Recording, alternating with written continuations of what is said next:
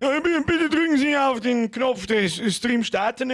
Bitte labern Sie einfach irgendwo in die Luft hinein, weil es hängt dort sowieso noch keiner was.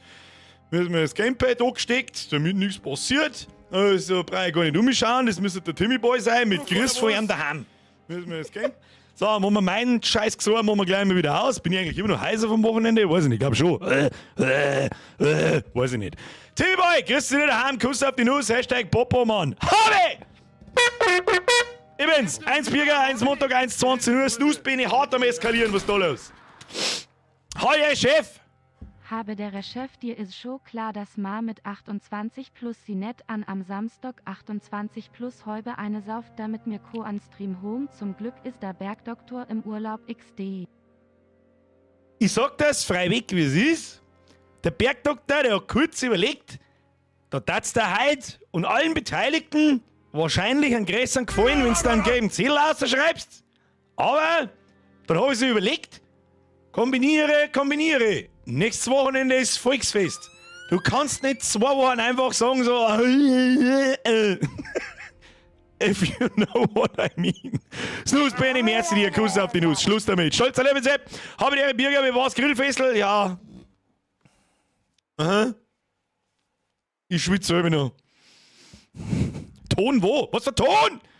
Ich hab nichts umgestellt. Nix habe ich umgestellt. Ich sitze so weit unten, ich schaue schon wieder aus wie ein kleiner Schulbub. So, Schluss mit. Oh shit, oh mein Gott, ich hab's schon wieder vergessen, weil ich wieder bis 2 Minuten vor einem Stream was anderes da hab. Ich muss euch heute was sagen. Muss ich noch mal kurz aufstehen? Muss ich euch heute was sagen? Aber das sage ich euch erst um 5 nach 8. Wenn sich der Rest einer bequemt, damit es sich wenigstens ein bisschen rentiert. Ich weiß was los ist. Haben die Leute, Elden Ring, das ist richtig schlecht, kann wieder bei einem machen. Da mach ich nicht zuschauen, das ist nicht lustig. Da stirbt er nicht so oft, wie ich gemeint habe. Ja, sechs das Pro-Game.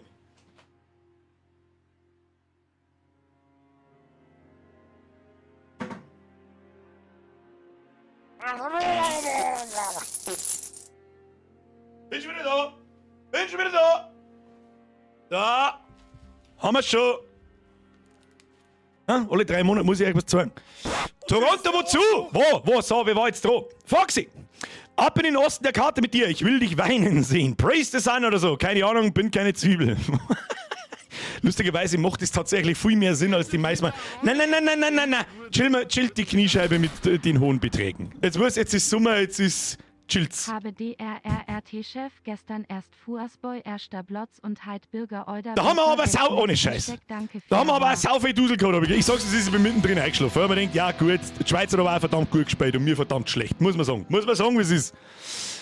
Wer war jetzt das? Cybergamer. Merci dir. Timmy Boy. Kann mir der Bergdoktor noch eine Woche krank schreiben? Ich hab keinen Bock auf Arbeit, nur scheiß Idioten. Ja, kommst vorbei, oder? Ich hab gelbe Ziel für alle. Schrattatata macht man da. Stashi, merci für den Resub. Stütze Löwensepp, merci dir. Timmy Boy, wer war jetzt dran? Das Snooze-Bene? Achso, das hätte ich auch noch. Dann ausgepulvert für. Achso, das hätte ich auch noch. Sapsen! Was da, oder? Nein! Was ist denn mit dir eigentlich, Alter? Haben wir uns nicht auf mindestens bis zur Sommerpause. Wunderschön Gruß aus Österreich und beschwer dein nettes Urlaubsglatt ist Kema. Ja, aber das steht da drauf, gib's dem Trottel im Internet! Ich weiß nicht! Wie viel Urlaubsgeld? Ich hab noch nie Urlaubsgeld gekriegt. In meiner ganzen Arbeitskarriere, ich fasse jetzt das so als Urlaubsgeld auf. Sag ich dir, was ist. Ich hab noch nie Urlaubsgeld gekriegt. Wie viel Urlaubsgeld kriegt man so? Was ist denn da normal? Ich weiß nicht. 5.000 Euro! Dass man sagt, ey, weißt du was, soll der Fettsack auch was haben. Da! Ich weiß nicht warum, aber da! Maxl, ich soll mich nicht aufregen, gut, rege mich nicht auf, dann schicke ich ganz furchtbar schöne Grüße nach Österreich. Kuss auf die Nuss, danke dir, das ist maßlos übertrieben, aber wem erzähle ich das? Es hat immer die gleichen Pappenheimer. Kuss auf die Nuss nach Österreich. Philipp der Flagge jetzt für den Euro 50 gehauen, dritte mit zur Flagge 2. Nicht ohne mein Phantom, Hashtag Was? Idee und langsam. Moment mal. Der Flogger. Wer ist nämlich der Flogger 1, ist da die Frage. Glowly, merci für den Resub. Paulus, ich habe so jetzt am feuriges Tipp sammeln heute nichts, halt bin ich nicht einmal gestorben. Doch, heute werden wir oft sterben. Ich sag das, ich bin langsamer als normal. 1300 Euro schreibt da jemand. Da gibt's einfach extra. Das ist wie so ein 13. Monatsgehalt, oder? Das es übrigens bei uns auch nicht gibt. Oder ich in meiner ganzen Karriere noch nie gekriegt habe. 70% vom Brutto bei uns. Hob aktuell so fui Scheiße am Hals da Hoam und von der Arbeit und a gesundheitlich. Bin immer unendlich froh, wenn's a Was ist denn heute schon wieder? Servus Meister, hier a kleine Spende für ein neues Gamepad XP. Das heißt, ich kann mindestens eins an die Wand drehen. Hab schon verstanden. Das, wenn ich nur von der Steuer absetze, dann bleibt noch ein Fünfer übrig. Außer ich kaufe mir das Ultra Pro irgendwas Ding, wo kein Mensch nicht weiß, für was man es braucht.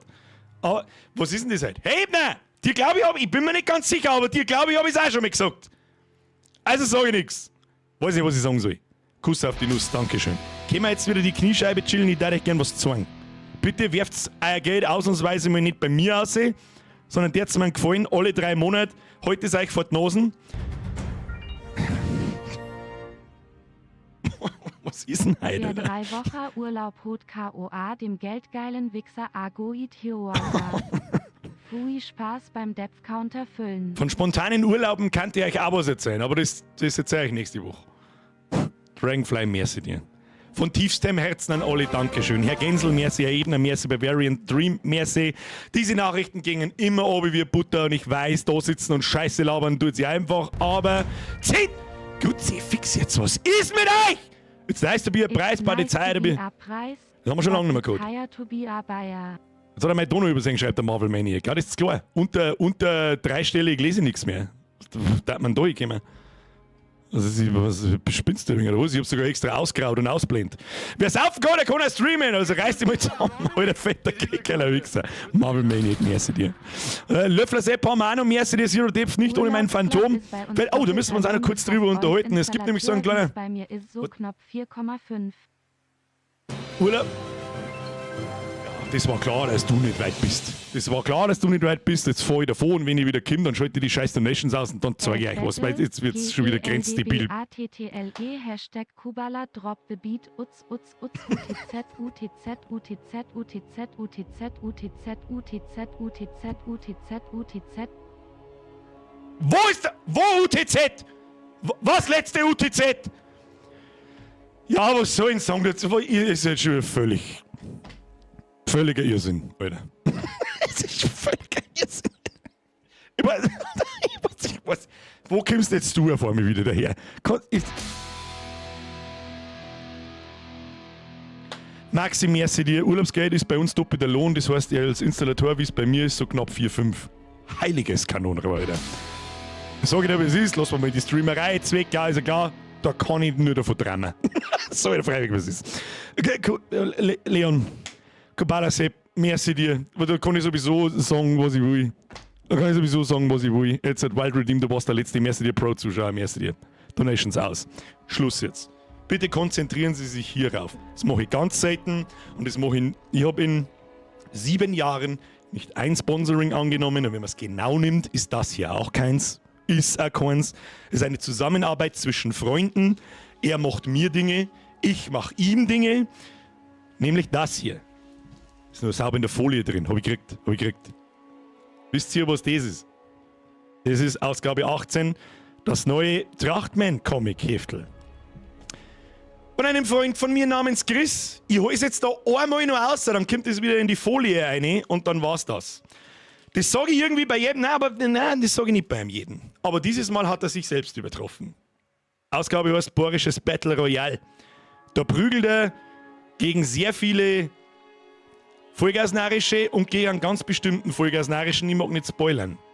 Ich bin da gesessen und habe mich zuckerweich gefreut.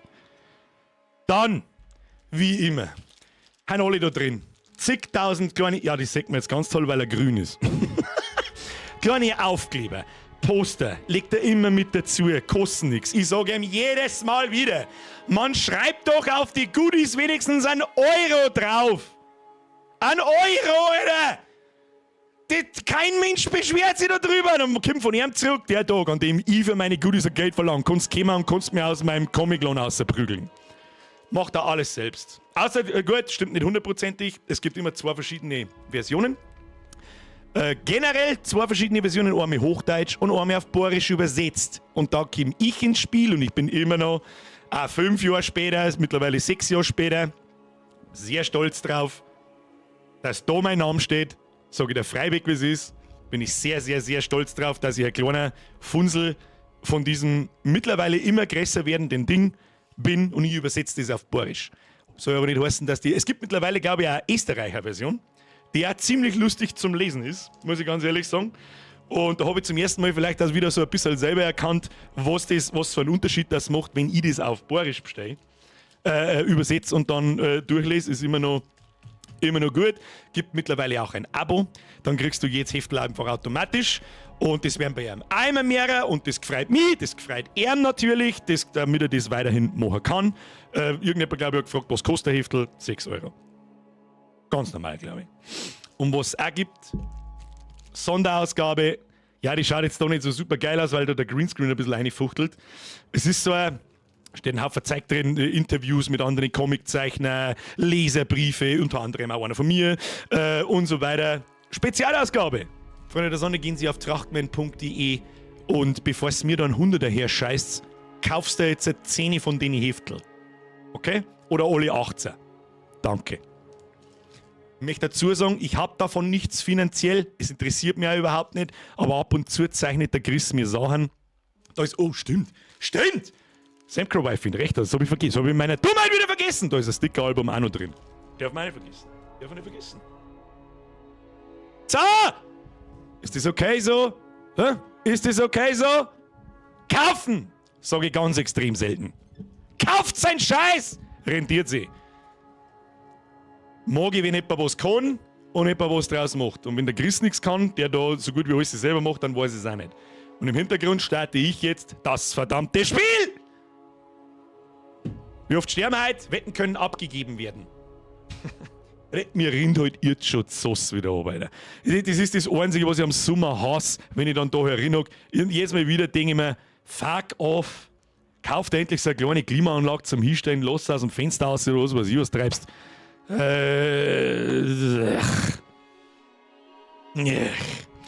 Bavarian Dream habe ich noch übersehen und Herr Doktor habe ich noch übersehen. Merci für dein Zwickel, Alter, nur weil du nicht weißt, wie gut meine lutscht. Wir sagen das, dass ich das nicht weiß. Bavarian Dream! Jeder, der noch nie einen Trachtmann gelesen hat, holt euch den Scheiß. Das ist so verdammt gut. Hat mir meine ersten vor einem Monat gekauft. Bin bei Ausgabe 12. Es ist so butterweich und geil. Sehr schön, das wollte ich lesen. Freut sich auch der Chris drüber natürlich. In der Hoffnung, er ist da.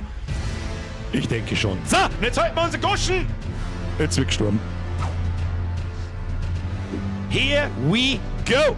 So, weißt du was überhaupt? Übrigens, was ich vorher noch, ich glaube, ich bin bei der Bavarian Dream Ansage bin ich unterbrochen worden vom Kubala-Sepp wieder. Und von neuem schon wieder der Maxi und ein 40er und alle auch nicht ganz sauber miteinander. Dankeschön, Leute. Kuss auf die Nuss. Sondern ein Ingel für sein Resub ebenfalls. Vielleicht haben da auch noch ein paar andere dabei, die vielleicht irgendwie eine Scheiße daheim haben mit der Arbeit oder mit der Alten oder mit der Schule oder allgemein oder mit der Gesundheit oder mit allen drei zusammen. Ich weiß, es ist immer sehr, sehr einfach zum Sagen. 10 zusammenbeißen, durchprügeln. Sie regeln das schon. Jeder hat sein Packel zum Tragen. Ich weiß schon, das ist immer leicht gesagt, aber weiß ich nicht, vielleicht kommt es bei irgendjemandem an. Tu es. Tu es! So, nice Mitglied, begrüßen wir auch noch schnell mit der Tröte. Triplex, Axel Ander. Rein jetzt!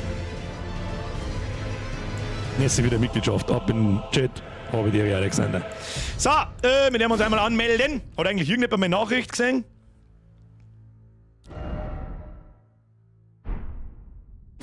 Da, wo wir jetzt mehr aufgehört haben.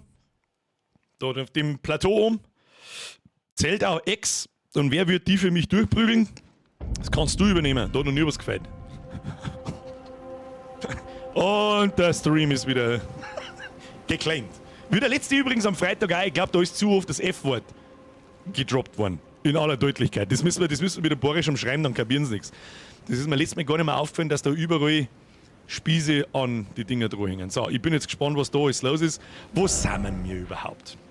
Also, ich habe übrigens nicht gespielt, keine Sekunde. Das ist das erste Mal seit Freitag, dass ich das Spiel starte. Ich war am Samstag brunzenvoll. Den gestrigen Tag habe ich quasi nicht mitgekriegt und heute habe ich eigentlich auch nichts da außer geschwitzt. Und das wird es dann schon gewesen sein. Wir haben da die Burg gemacht, wir haben da den Hinterdings da gemacht. Da. Wir wollten eigentlich uns da aufbewegen, da kommen wir aber nicht hin, wenn ich mich richtig entsinne. Der Foxy hat uns gerade gebeten, dass wir nach Osten gehen, also werden wir da nach Osten gehen. Wir schauen uns aber nicht die offenen Gebiete an, sondern gleich da, wo wir sind, glaube ich, da dieses Burgzeug da. Wenn das was ist, ich weiß es nicht, wir werden sehen. Und was wir da herunter gemacht haben, das könnt ihr am Freitag in dem langen, das war glaube ich ein 4-Stunden-Stream, mit einer kurzen Pause nachholen. Schau bei den Nachrichten nach. Da siehst du deine Bewertungen. Guter Punkt, Freaky. Das kann man irgendwie nachschauen, gell? Visionen hiervon, Schwanz. Oh. Grabfeldebene, gut 0, schlecht 0. Schade. Niemand hat's gesehen. Niemand hat meine Nachricht gesehen. Finden offensichtlich gibt's keinen Penishumor in Dark Souls Games. So, wo haben wir da gekommen? Ich weiß nicht, wir haben da über die Brücke rum. Jetzt schauen wir erst einmal da. Oh, wieso kann ich nicht da das Phantom beschwören? Genau, beim Phantom beschwören waren wir vorher mal. Es gibt so ein bisschen geteilte Meinungen, wie gut dieser DLC tatsächlich ist. So viele Leute beschweren sich drüber. Ist das ein normaler Ritter oder ist es ein Wütender? Das werden wir gleich sehen. Ein Wütritter. Bist du der Wütritter? Du bist so ein normaler Typ, oder? Na, du haust mir jetzt noch Kort. Ach, der Feier. Okay. Moment, ich rede gleich weiter, muss mich kurz konzentrieren. Gibt's da irgendwo was in den Zeiten? Haben wir da? Es werde abrollen. Es wurde abrollen. So, jetzt. Es wird sich sehr lautstark darüber beschwert, dass das Spiel so schwer ist.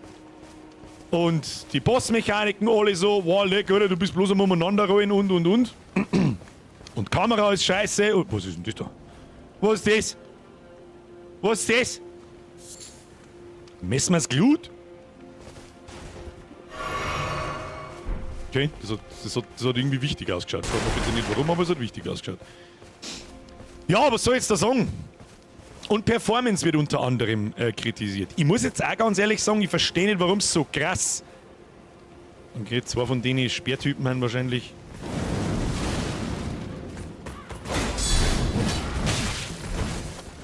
Alter, an die Range bist du besoffen, oder was? Okay, chill.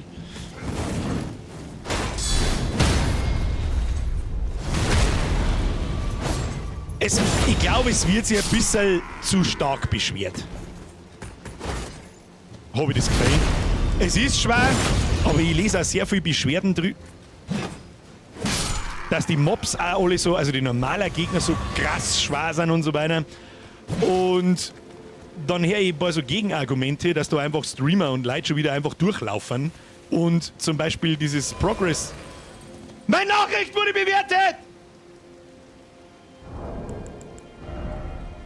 Zufall, ich glaube nicht. Wer war das? Wer war das?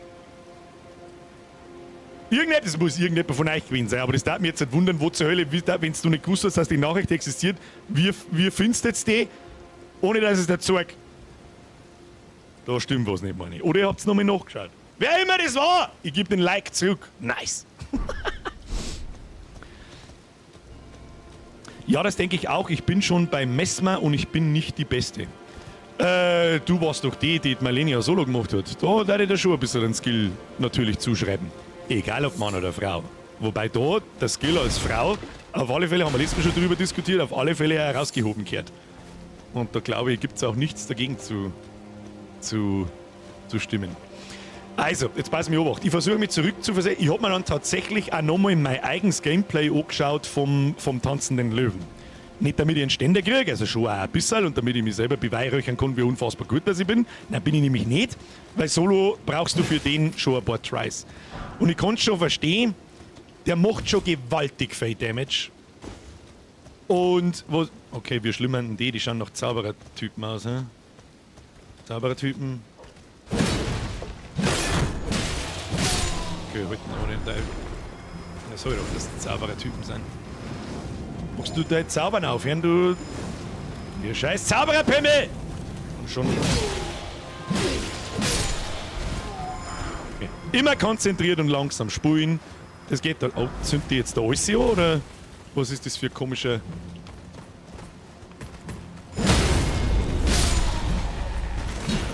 Double Kill! Der haut noch mit Sinn. Double Kill. So, weiter im Kontext. Es wird sich beschwert, dass es schwer ist. Und dann sehe ich schon wieder Streamer umeinander pimmeln. Zum Beispiel ein Asmongold, der einen ziemlichen Rage-Quit hingelegt hat. Aber kein einziges von diesen Progress-System-Dingern aufgemacht hat und einfach zum Endboss gerannt ist, wie er beieinander ist. Das ist ja wohl klar, dass dann völlig vorher von Parfümflaschen. Was ist das? Das ist eine Waffe. Parfümflasche Standard, was ist das? Macht Feuer, skaliert mit Geschick. Kann ich wieder nicht benutzen, weil ich kein Geschick habe. Kann bloß das Hacke am Langwerfer. Trotzdem nehme ich das Ding jetzt einmal schnell. Das da haben wir ein Hacke gekriegt. Oh. Haben wir das letzte Mal noch? Das habe ich nicht mehr. Oh, wir haben eine neue Einhandaxt gekriegt. Die wir mal mit einer anderen Asche, Kriegsasche draufzaubern kann. Skaliert ja gar nicht so schlecht mit Stärke auf D. Oh, wenn man es noch ein paar mehr ausbaut, könnte man probieren. Also wenn es der Boss ist, der ich glaube, dann kriegst du explizit ein defensives Consumable gegen den. Ich weiß jetzt gar nicht von was gesprochen wird und wo jetzt die komische Parfümflaschen als Waffen ist da. Das, ja, da ist. Schau mal, ja gut, effiziente Nutzung kann ich, geht natürlich mit dem nicht. Was kann die?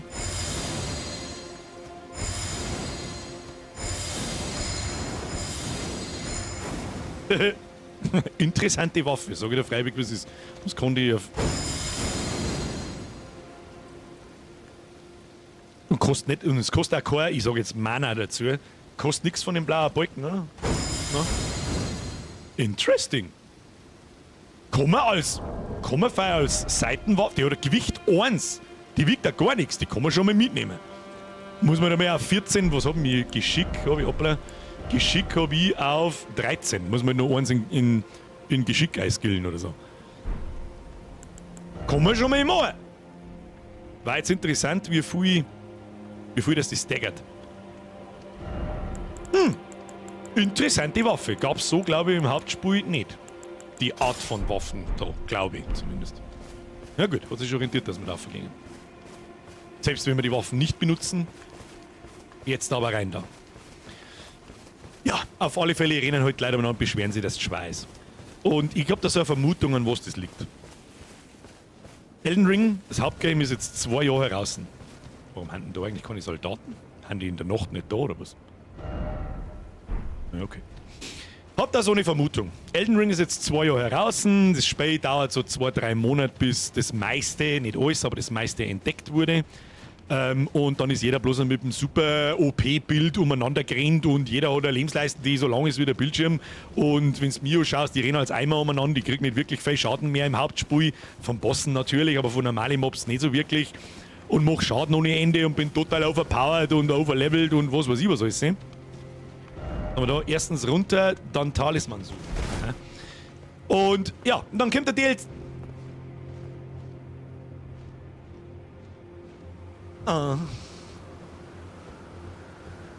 Ja, probieren wir. Hilft ja nicht. Was ist das? Das ist aber kein Boss, oder? Ist das einfach. Ist das Schloss Ensis. Okay. Er wollte aber zuerst von mir, dass wir runtergehen. Ich mag mir jetzt eigentlich nicht von so einem Riesen vermöbeln lassen. Er wird nicht helfen. Depth-Counter muss strapaziert werden. Das kannst du so. Kannst du mehr wie.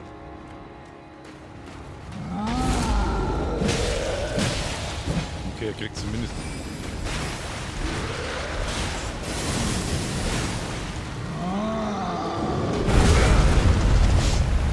Und schon wieder Hitbox beieinander hast, die Hosen scheißt. Ich hab mir gedacht, das kann man vielleicht nicht. Das war nix.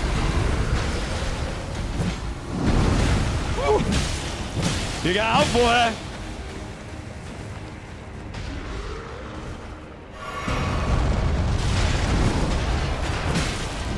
Boah, du Drecksau!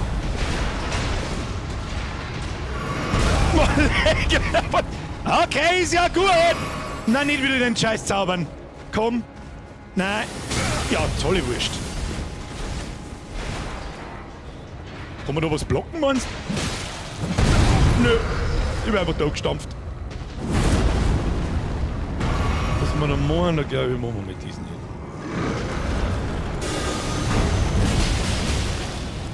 Wenn gar nichts mehr hilft, dann gibt's die Robbenklopperei. Oh oh. Na, der dreht sich wieder zu mir. Ja, das haben wir vorher schon einmal schmerzlich gelernt. Ja, jetzt langsam. Oh, nein, Higi.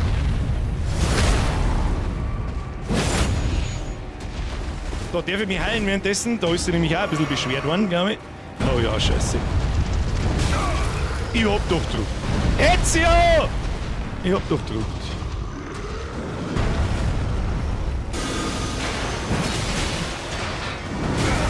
Oh, nicht nochmal treffen. Nicht, aber auch alles umsonst gewesen. Ja, wie weicht man dem Scheiß eigentlich aus?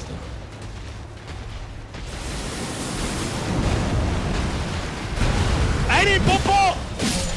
Fettsack! Genau. Über das ist sehr beschwert worden, dass die Gegner 1 und 2 hitten. Also du kriegst einen Schlag, hast ewig viel Leben, 60, 65 Punkte drin und deine halbe Lebensleisten ist weg. Kann ich irgendwie nachvollziehen. Und es ist auch irgendwo, stimmt, was ist denn jetzt da? Don Promillo, ihr donatet jetzt einfach weiter, gell? Ich hol schon die ganze Zeit im Aufpass. Timmy Boy, merci dir. Triple Alexander habe ich noch gesehen, von hinten, merci dir. Österreichischer Satz, den es gibt, wenn du mit dem Gorsax quackst und es ist sie dann Gums. Was? Was? Danke, dass es die gibt, hab ich jetzt mit Pipi in die Augen. Verstehe ich nicht. Ich hab kein Wort verstanden, aber von hinten, Kuss auf die Nuss. Devil Deluxe, Birger, bist der Beste, zu viel des Lobs. Kuss auf die Nuss. Link Mike, du bist auch schon 5000 Jahre dabei, Kuss auf die Nuss. Tom Bromillo, Schluss jetzt mit den Beträgen. Kuss auf die Nuss, Dankeschön, echt. Aber jetzt lasst's mich! Lasst's mich! Lasst's mich jetzt spielen! Müssen wir Meta machen. Und im Spiel, oh Gott, da ist auch schon wieder irgend so ein Hansel drin, der. Oh, das sind doch die Typen, die umeinander casten wie die Folge. Das ist jetzt ein Trap. Ich weiß ganz genau, dass das ein Trap ist, wenn ich jetzt da einige den Typen vermöbelt. Bist du ein guter oder besser? Du bist ein guter. Ja, kannst du gar nichts. Du kannst ja gar nichts! Außer Blutleiten auf Boni-Blirten, du Trottel! So, passt. Don Promillo, nein, das war hinter da. Der Brr, Brr. Der bin auch wieder da, Bio Pässe. Zeit ist Swandu. Kuss auf die Nuss, merci dir. Schadenreich, Rune, nehme ich. So, jetzt hat der andere da irgendwas hingeschrieben von wegen unten schauen und sonst irgendwas, aber ich habe eigentlich viel mehr Box an, ganz Classic. Bin ich da auf dem richtigen Weg in Richtung einem Storyboss, was ich mir da jetzt vorstelle, wieder mit so Burg, Rumgurken, finden, Schlussboss? Bin ich da richtig? Das kennt's mich, spoilern, da sage ich nichts. Oder wenn ich dann fertig bin damit, wenn ich irgendwas Wichtiges da her, schaut schon nach Burg aus und so. Aber ob da ein Boss irgendwo drin steckt, schauen wir mal. Was ist denn das da überhaupt? Schloss Ensis, aber da müssen wir irgendwie da rumkommen. Oder da rumkommen und dann da rum oder so. Ja, schauen wir mal. Gehen wir jetzt erstmal da den Burgrand auf. Jupp, bin richtig drauf, das passt. Ja, Kim, seien wir uns ehrlich, die komischen Speertypen kennen auch nichts, wenn du einfach so drauf hast. Ja, und wenn sowieso blöd sind, dass beide in meinen fetten Schlager laufen, dann kann ich euch auch nicht. Kommst du mal? Ja. Meine Nachricht wurde bewertet! Jetzt wird es auf einmal gefunden anscheinend. So, die Diamant noch schnell weg. Ja, ist schon recht. Ist schon recht, für die so wie mir Schädel dabei, Meister. Milo, Kuss auf die Nuss, merci dir. Nicht einmal was dazu geschrieben. Das ist so die Arroganz-Donation. So, weißt du was? Fettsack, ich schreib da nicht mal was. Da hast du 50er. Danke dir. Bitte hört jetzt auf mit den fetten Beträgen hier, Vollgas narrischen.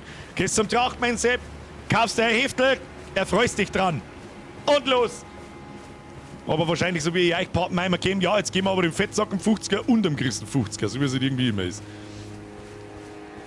Was haben wir da? Flugfeder? Haben wir eigentlich? Jetzt wollen wir mal kurz überschauen. Nö.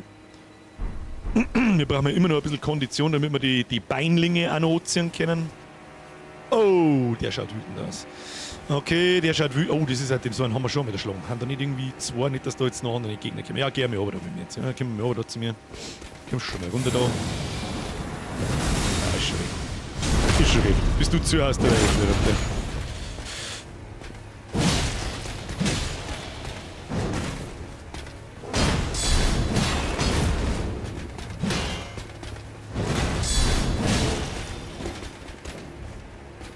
Der hat einfach ein Haustier als Schädel.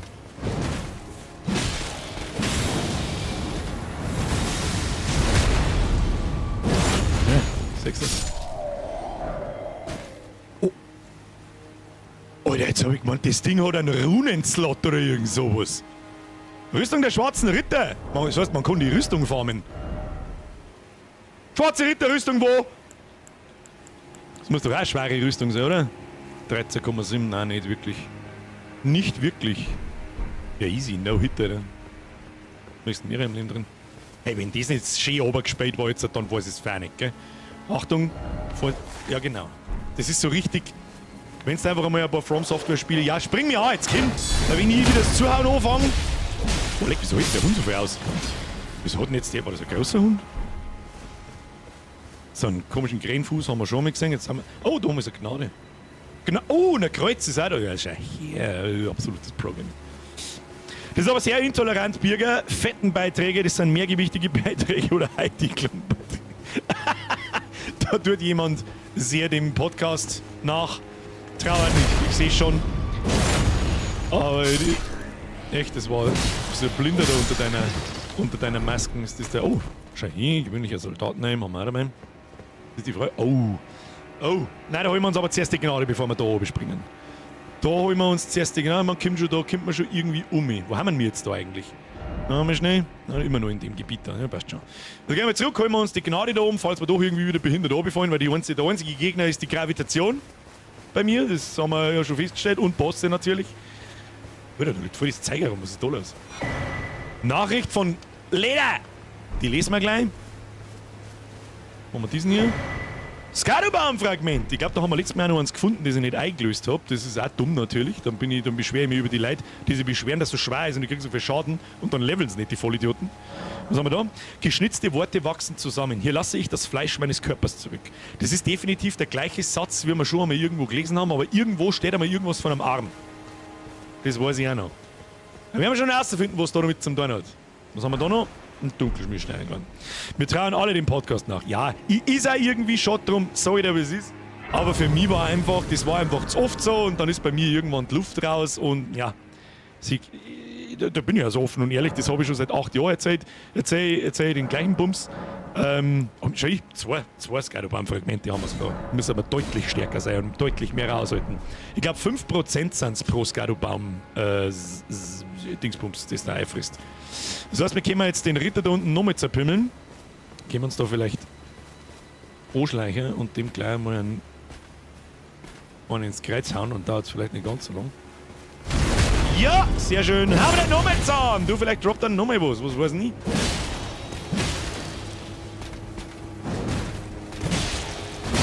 Oh. Meister für was blocken. Ja, schön.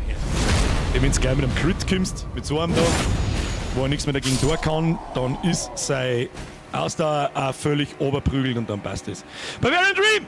Sir Isaac Newton, Birgers Endboss, Nummer 9,180 MS. Ich sag das freiwillig, es ist, das war einer der besten Witze, die jemals. Steffi, Notiz. Ich hoffe, dass Steffi da ist. Ich weiß nicht, habe ich es heute schon gelesen, ich bin mir nicht sicher. Steffi, ich hoffe, du bist da. Notiz ins Jahresbuch. Auf einen Grabstein, der irgendwo oben runterfällt. Sir Isaac Newton, Birgers Endboss, Nummer 9,81 Meter pro Sekunde. Der war richtig gut, Alter. Der war sogar richtig gut.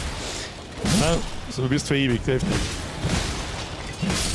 Wirst du verewigt. Rein damit! So, jetzt aber rein da. Kann ich da oben springen, meinst du? Ja, wenn wir sterben, ist nicht so tragisch. Schauen wir mal. Was haben wir da? Bolzen! Ja, das hat sich Vollgas rentiert. Nutzlosigkeit voraus. Herzlichen Glückwunsch. Ich bin aber da, nicht da vorne. Ja, die Frage ist, was tun wir dann damit? Da unten haben wir gekommen, oder? Da haben wir schon gekommen. Da ums Eck, da in den Turm kann man noch eine luren. Haben wir noch nicht reingegangen. Notiz, Grabstein, jawohl. Wobei irgendwie jedes Jahr, finde ich mittlerweile, ein Grabstein auf dem Jahresmerch drauf ist. Und wenn ich so drüber nachdenke, da ist gar nicht mehr so weit hier an den scheiß Jahresmerch, dann denke ich mir so, wo ist die Zeit, hieß so narrisch. Gibt's jetzt da nicht, da ist kein Gegner nicht, das kann ich nicht glauben. Das kann ich nicht glauben, da will ich doch schon wieder trapped, wenn jetzt dann die Treppen da oben gehen, dann steht wieder irgendein Invasion-Typ da oder so.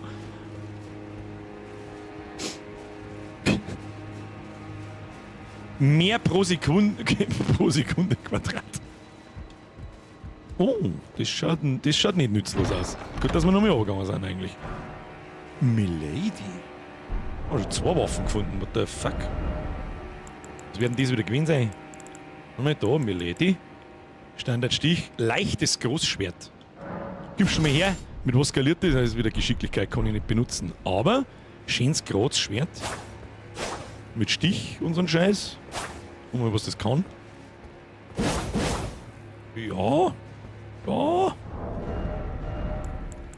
Kann man machen. Sag ich dir freiwillig, wie es ist. Bis jetzt kommt dann mein Hacke einfach nichts ohne. War doch Meter pro Sekunde im Dreieck. Ja, im Hexagon. Trip Excellenter! Load auf dem dermaßen beschissene Brühe ist so dermaßen voll fett, dass alles zu spät ist. Low ihm auf dem Blutsauburm. Low ihm auf dem Blutsauburm. Low kann so viel. Was meinst du mit Low? Lade ihn auf. Grüß aus der Oberpfalz, ihr Depp. Ja, ihr beizt den ganzen Tag bloß umeinander, das verstehe ich nicht. Low im bloß Saudeppen! Aber ich kann mir so ungefähr zusammenreimen, was du gemeint hast. Und steht da schon wieder einer. Ach, der war vorher auch schon da. Ja, gut, bin schon. Da schlagen wir uns jetzt sein scheiß Hundsvieh. Ja, und dann schlagen wir halt ihm auch noch, bevor er irgendwas tut. Ich weiß nicht, hat jetzt einen Schlaganfall gehabt. Nachricht wurde schon wieder bewertet. Wo findest ihr alle meine Nachricht? Ich habe euch noch nicht einmal gesagt, wo, warum und weshalb. Jetzt haben wir schon 3 gute Bewertungen. Wer immer die 3 Personen waren, fühlen sie sich gedrückt. Also gute Nachricht gewesen. Ich habe mir Mühe gegeben. Na. Da waren wir noch nicht herum. Gleich die nächste Kiste. Warum nicht? Handbuch des getreuen Ritters. Und eine Nachricht von der Leder müssen wir auch noch lesen. Geht's jetzt da oben irgendwo weiter oder nicht? Auflauern, so ist der. Low erm. Ah! Auf das bin ich jetzt nicht gekommen. So wie es ist. Auf Auflauern bin ich jetzt nicht gekommen. Low erm. Da hockt auch noch einer. Haben wir denn schon der Schlangen vorher, weiß ich nicht. Ich kick dich runter, du Arschloch! Da kann man auch noch mal oben springen. Das ist da noch Trottel da unten. Dann schauen wir, ob wir das da aufkriegen, ansonsten springen wir oben. Müssten wir oben springen. Im Zweifelsfall, junger Peregrin-Tug, immer nach unten. Kamera, wo? Komplett ein Schlaganfall. Weiß ich nicht, was da schon wieder los ist. Was ist da schon wieder los? Weiß ich nicht.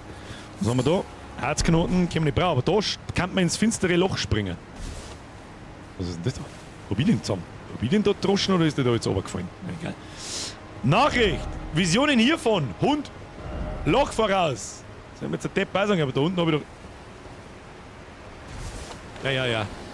Kommen Sie. Dann noch mehr.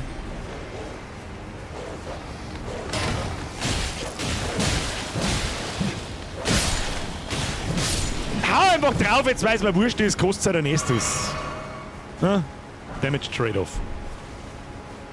Ich hätte Lua gesagt. Zu Auflauern sagen wir mir Luren. Also gut, das ist aber glaube ich auch so eine spezielle bei mir im Freundes- und Bekanntenkreis. Geschmatzter Scheißdreck, so redet keiner normaler Mensch. Nicht runterspringen! Okay. Mann, ich sehe überhaupt nichts. Da ist irgendein Loch hinten. Na, da fallen wir runter, wenn wir da jetzt draufsteigen. Ach, da ist er doch. Lol. Ich kann das einfach phasen, bin ich blind, oder? Vogel! Da ist sogar noch was droppt da, da haben wir noch Feder da lassen. Sternlichtsplitter. Weiß ich nicht, für was der ist.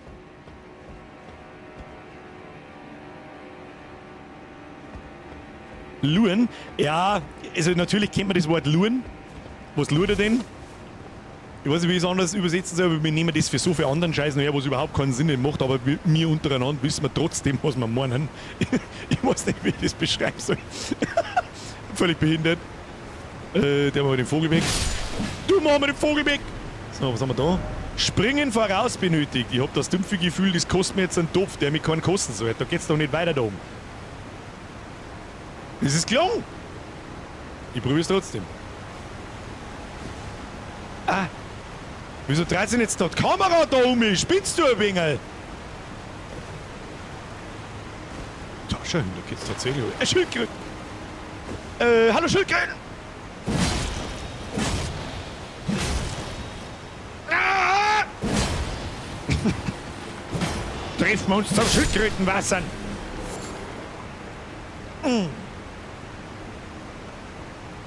Wenn das nicht nach irgendeiner Mini-Boss-Arena oder irgendein Scheiß stinkt, dann weiß ich es auch nicht. Erst schauen wir mal da außen noch rundum. Gibt es ja gut auch noch mehrere Schildkröten. Scheißen wir auf Schildkröten. Achtung, was ist da los? Erstens voraus und dann hoch. Aha. Da springt doch wieder irgendein Arschloch ober oder sonst irgendein Mist, ne? Arschen kann ich mich selber. Mann, die Schildkröten hat gar nichts da, die hätten wir gar nicht hauen müssen. Königliches Magiefett mit Kordel. Kann ich alles nicht mehr mit meiner Waffe. Der ist mir jetzt nicht verzeihen, dass da einfach nichts ist, sondern einfach nur der Herzknoten da und da bin ich jetzt. Wahrscheinlich habe ich jetzt einen Hintereingang ins Schloss oder sowas gefunden. Da oben ist auch noch was zum Holen. Die Nachricht lese ich jetzt nicht, weil irgendwann lese ich bloß.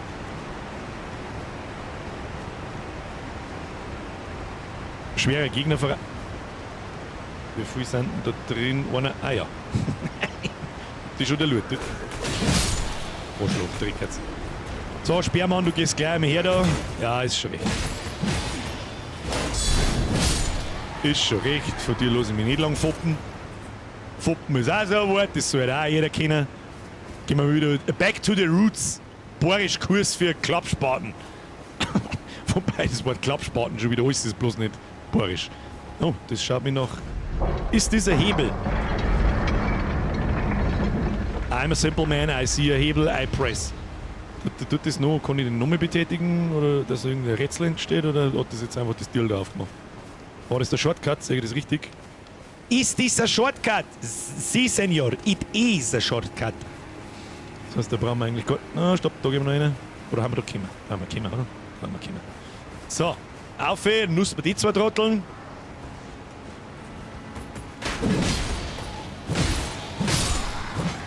Ach, jetzt habe ich nicht gesehen, dass er zuhaut. Leuten, drop mal deinen Scheiß. Wir schießen da hinten mit irgendwas umeinander. Sollen wir jetzt erst die hinten foppen? Schauen wir aus. Ja, bis du umdrehst, gell, hast du das Hack im Kreis, du Trottel. Das ist natürlich jetzt nichts gewinnt von lauter Blät.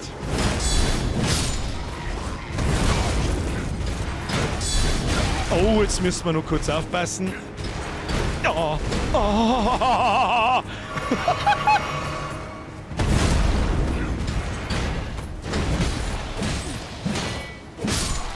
Steigst mal am Huhn jetzt, du geschissener Rittertrottel! Oh, Soldat nicht, der schaut sogar noch ziemlich cool aus.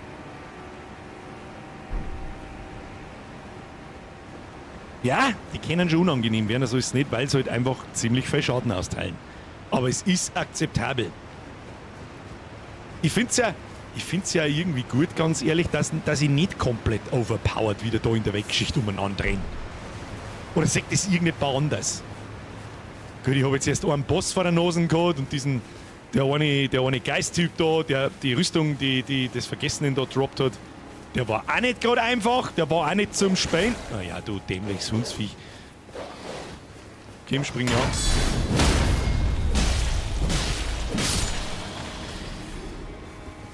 Aber es ist gegangen und ich hab mir schon eingebaut, dass der tanzende Wolf, und es kommen mit Sicherheit noch weit schwerere Bosse, also um Gottes Willen. Aber da ist mir natürlich auch, sämtliche Beschwerden haben mir schon auch ein bisschen aufgefallen mit, die Kamera, Alter, ich seh nicht, wie oft hab ich seh nichts geschrien. Ich mag's gar nicht wissen. Und deine Zeitfenster, wie der angreift, haben schon extrem hart. Was war denn das wieder? Was ist denn mit dir schon? Wie? Du peitst dir einfach da auf, wirst Vollschlag, oder was? Gut, dann komm ich auf. Ach, da ist der andere. Kommen die jetzt von mir? Aristokraten, das ist aber nicht sehr aristokratisch da. Oh, du schaust wütend aus. Das heißt aufs Maul, tu mir Buff her. Gib mal. Jetzt schießt da an, weil das andere Arschloch da auch noch umeinander schießt. Trifft mich der immer noch? Nein. So, jetzt machen wir diesen hier. Das wollte ich eigentlich nicht. Dann geben wir uns den Buff. Na, dann schauen wir mal, was der so kann. Hey, kannst du was? Wir kämpfen aber da drin. Vorleg. Okay.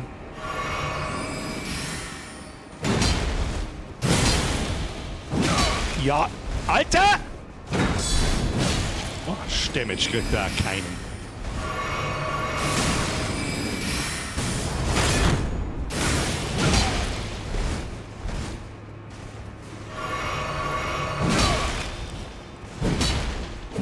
Ja, du Control Reading Bitch, du.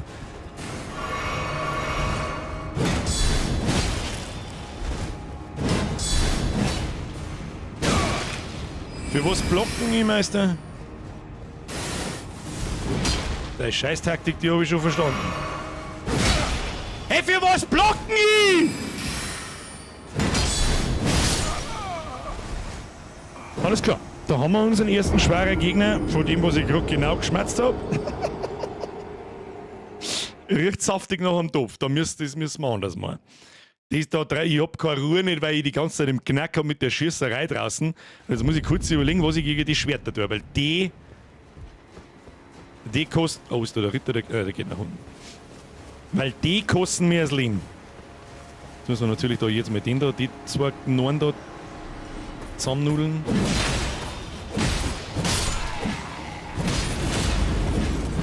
Mein Haut. Nicht greedy werden, nicht umbringen lassen von den Idioten. Boxt der Mann.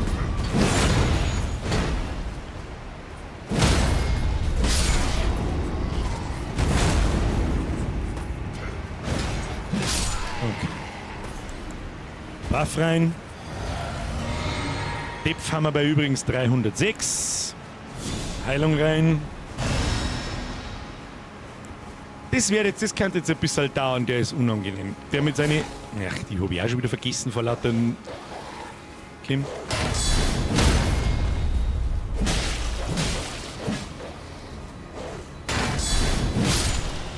Das ist jetzt aber schnell erholt, du.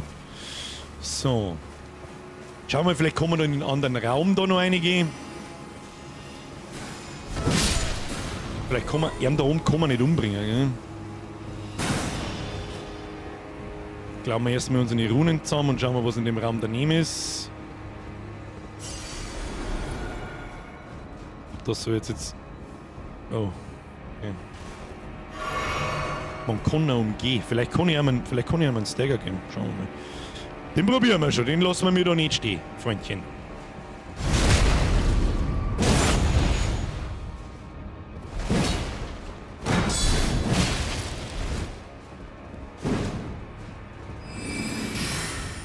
Probieren wir mal was. Ja, man kann.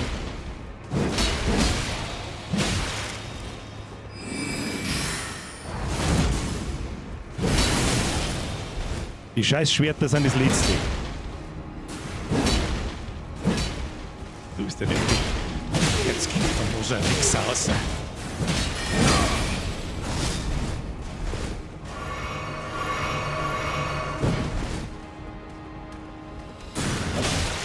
Ja, für was blocken ich? Hallo!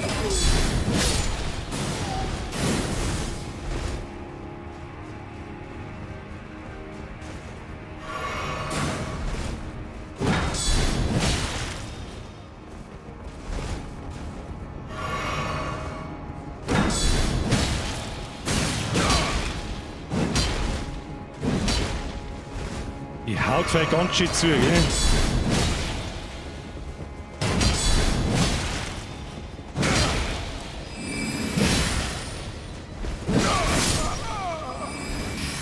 Bin ich aus der Tür rausgegangen.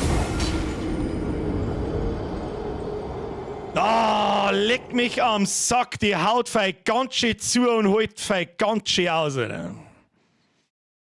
Geister, ja, ich probier's jetzt mal, aber mit dem Schädel schaue ich halt schlecht aus. Ohne Schädel schaue ich schlecht aus. Das mit Rollen ausweichen ist halt normalerweise nicht so mein Playstyle, deswegen wird es wahrscheinlich. Was ich mich jetzt von dir treffe, du Arschloch! Ja, da kannst du aber noch einen stampfen, was du möchtest, du Kasperl. Kim.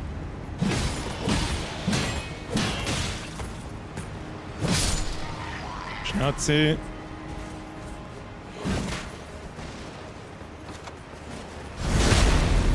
Die müssen wir wegmachen, weil die laufen mir sonst noch bis zu ihr, die schaffen. Der ist mordszack, ja, der ist wirklich zack. Muss man lassen, der ist zack, der darf aber auch zack sein. Für die sind wir gekommen, Kinder. Kann gut passieren, dass wir bis um 10 Uhr jetzt nichts anderes tun. Ach, ja, geh.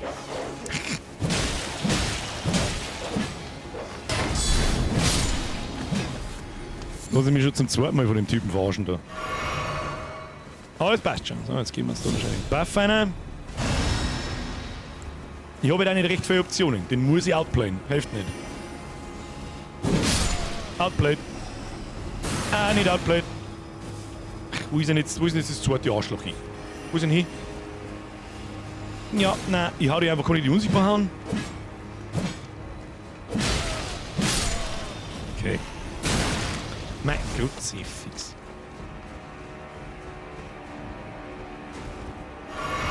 Das wird doch für den Kasperl dann nicht fahren. Jetzt gehen wir zuerst hinten rein und da schlagen wir das komische Zauberer-Depperl.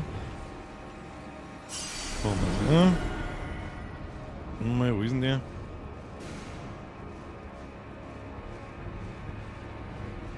Da ist doch vorher noch jemand, der wird da patrouillieren wahrscheinlich, oder? Da so herin.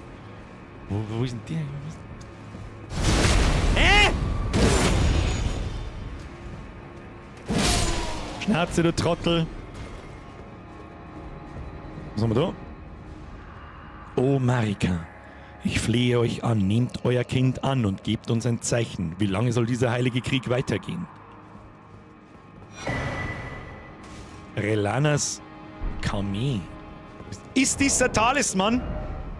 Verbessert Angriffe, die ausgeführt werden, nachdem die Haltung eine Zeit lang nicht geändert wurde.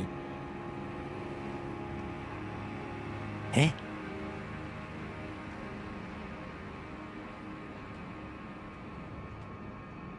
Was ist denn da mit Haltung gemeint? Hat man da unendlich Heal? Nein. Natürlich nicht. Was ist denn da gemeint? Hab mich überhaupt drin? Verbessert aufgeladene Angriffe. Was ich jetzt tue? Verbessert Abwehrkonter.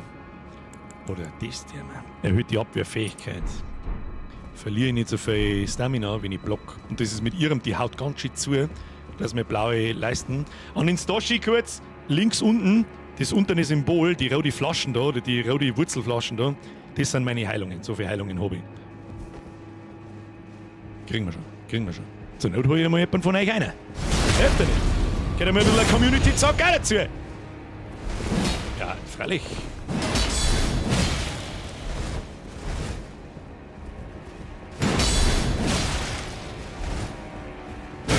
Ja, für was blocken die? Das wissen wir nicht. Nein, das wissen wir nicht, für was ich block.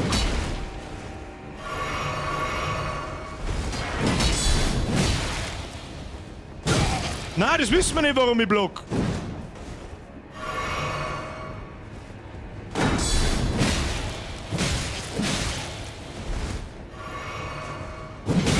Ach so, und auf einmal kannst du das Schwert innerhalb von einer Sekunde ausziehen und zuhauen. Ah.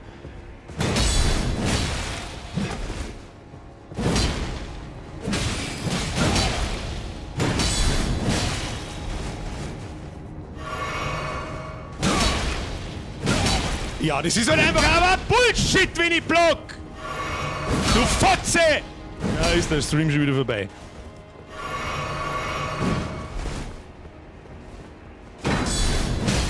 Liegt's vielleicht am seitlichsteppen? Komm, volle Ausdauer hier.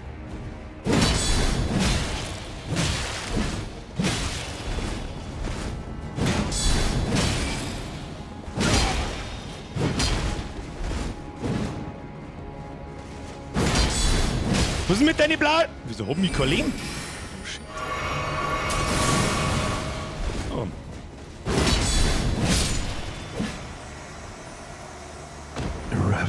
Niki, vom Rage Quit haben wir noch meilenweit entfernt, du. Munritils Ritterschwert. Hat das zufällig die Asche drin, dass die 3 Schwerter da spawnen? Die haben nämlich ziemlich nervig. Das ist ein Riesenschwert. Was ist ein Riesenschwert? Ich kenne bloß das Riesenschwert aus Dark Souls 3. Und das ist echt riesig. Naja, das ging schon mal größer. Hashtag First Try. Ab in den Chat. Das ist jetzt aber auch bloß so schön gegangen, weil sie nicht alle 2 Sekunden ihre behinderten Schwerter da her teleportiert. Die haben eigentlich das Problem. Vor allem, weil es so gemacht ist, dass während die Schwerter dann herfliegen, sie zuhaut. Und das ist echt asozial. Denke mir schon, ich habe noch Pro-Gaming gesehen, wenn du mich fragst. Wenn du mich fragst, sowieso. Ich habe nur Pro-Gaming. Jetzt haben wir da schon wieder in so einer Assiki, wo diese komischen Caster-Trottel umeinander laufen. Ne? Gott, die Hass-Caster. Caster, Hackeschein kannst du haben! Du Geschweischel! Ah! Wo ist der jetzt hergekommen? Nachricht lesen. Ah, Feuer, aber warum immer Frost? Ja, Frost stinkt nach Katzenklo.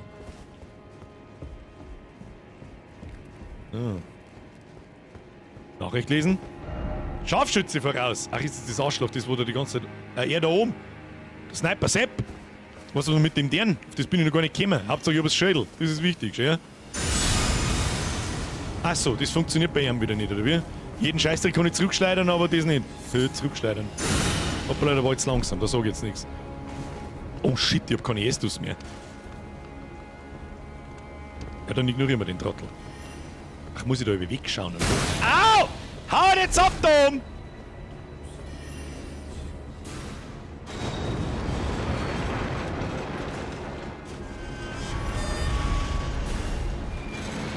Du hast doch noch Zeit, haben wir alle Zeit der Welt, du. Schau erst mal, wenn jetzt dann nur so ein Gegner kommt, dann bin ich sowieso gefickt. Ich hab keine Heilung mehr. Das Ding war einmal toll. So, oh, das ist ein Tumbleweed, haben wir letztes Mal gelernt. Der schießt wirklich von da hinten bis der Vierer, gell, du Kackfrisur. Haben wir da jetzt den? Schleicht man so. Darf man uns nicht mehr treffen lassen, so, oder was ist? Ich hoffe, dass da noch irgendwo eine Gnade relativ bald kommt. Das war toll, weil noch mit daherlaufen und dann könnte es passieren, dass wir Drohnen verlieren. Das mache ich natürlich nicht. Das mache ich nicht. Nein, das ist nicht. Das ist nicht. Oh, Zweihandkreislig. Ah ja, mit dem Scharfschütze. Oh, ja, da herum. Erst eben da rum. Schauen wir, ob da noch was hinter ist. Ja, schaut nicht so aus. Jetzt, wenn ich ihm da natürlich oben hau. Ja, ganz toll. Jetzt sind sie mich 3. Super. Super. So, jetzt können wir schauen, ob wir Pro-Gaming beieinander haben oder nicht. Wir könnten uns aber einfach schnell eine Heilung eindrängen. So. Bis ja nicht zumindest. Wo kommen die jetzt da? Ich gehe da vorne auf. Das ist meine Treppen, das ist meine Baustelle, hier wohne ich. So. Ach so, ja, freilich schmeißen wir jetzt mit Feuersachen. Hey, Hundi, kommst du? Hundi? Was ist mit Hund? Hund, magst du kommen? Ah, seit wann die? Was? Okay. So, Meister, kommst jetzt du da mal auf und schmeißt nicht deinen Schund irgendwo in der Weggeschichte umeinander? War schon wieder sehr greedy, aber das ist gegangen. Oh shit, Alter, das sind wirklich ein paar. Da brauche ich aber hier so. Aber wir bringen das schon irgendwie um. Hey Meister, was ich kann. Hey Checo! Schau mal, wo du hinschmeißt, du Trottel! Oh! Oh, da kommt der auf, der Zylinder. Komm. Nummer 1!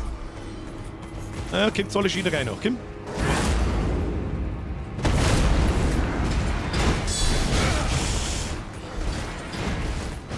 So, wie jetzt nicht können wir sehen.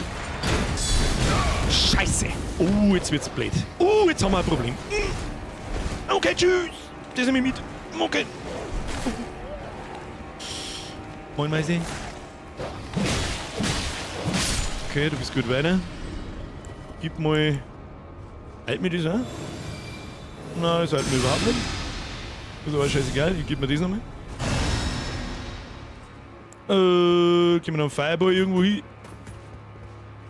Wieder verfolgt. Oh, tatsächlich. Servus! Komm du mal. Ich muss den zweiten Schlag abwarten. Der ist das Kreiselige. So sieht's aus. Wo ist jetzt der andere? Ah! Der pimmelt da unten umeinander. Schön nach der Reihe. Wir leben auf Messers Schneide, Freunde der Sonne. So knapp von einem Topf waren wir. Ah, das war ein wenig greedy. Aber es hat funktioniert. Sicherheitspumpgun wo? Mike, Mike, das ist eine gute Frage, aber die haben wir nicht.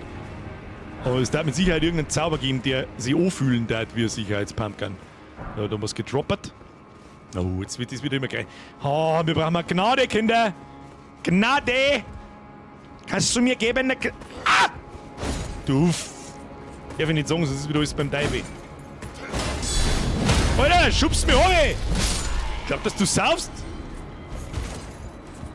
Wir handeln jetzt da noch von denen. Kann ich da reingehen? Kann ich da 4 gehen? Ach nö! Ach nö! Jetzt kosten wir mal das da. Na, geben wir uns noch mehr Heilung und hoffen wir, dass die ein wenig anrührt. Das heilt halt auch ein Scheißdreck halt das. Was haben wir da drin? Oh, Kiste. Kommt der Ritter schon? Nein. Was haben wir da? Magischer Schwertschlüssel. Super. Der hilft mir bestimmt ganz viel. So. Oh, was ist denn das da rechts? das ist ein Stauern. Okay. Also, wir haben schon so Souls-paranoid, dass wir vor der Stauern da Angst haben. Das ist irgendein Gegner, der da hinten steht. So, jetzt schauen wir mal. So, Meister, gehst du her da? Hier. Das haben wir ja vorher schon. Gut, so nicht mehr. So nicht, dann kriegst du gleich einen hin. Nur gesehen mit.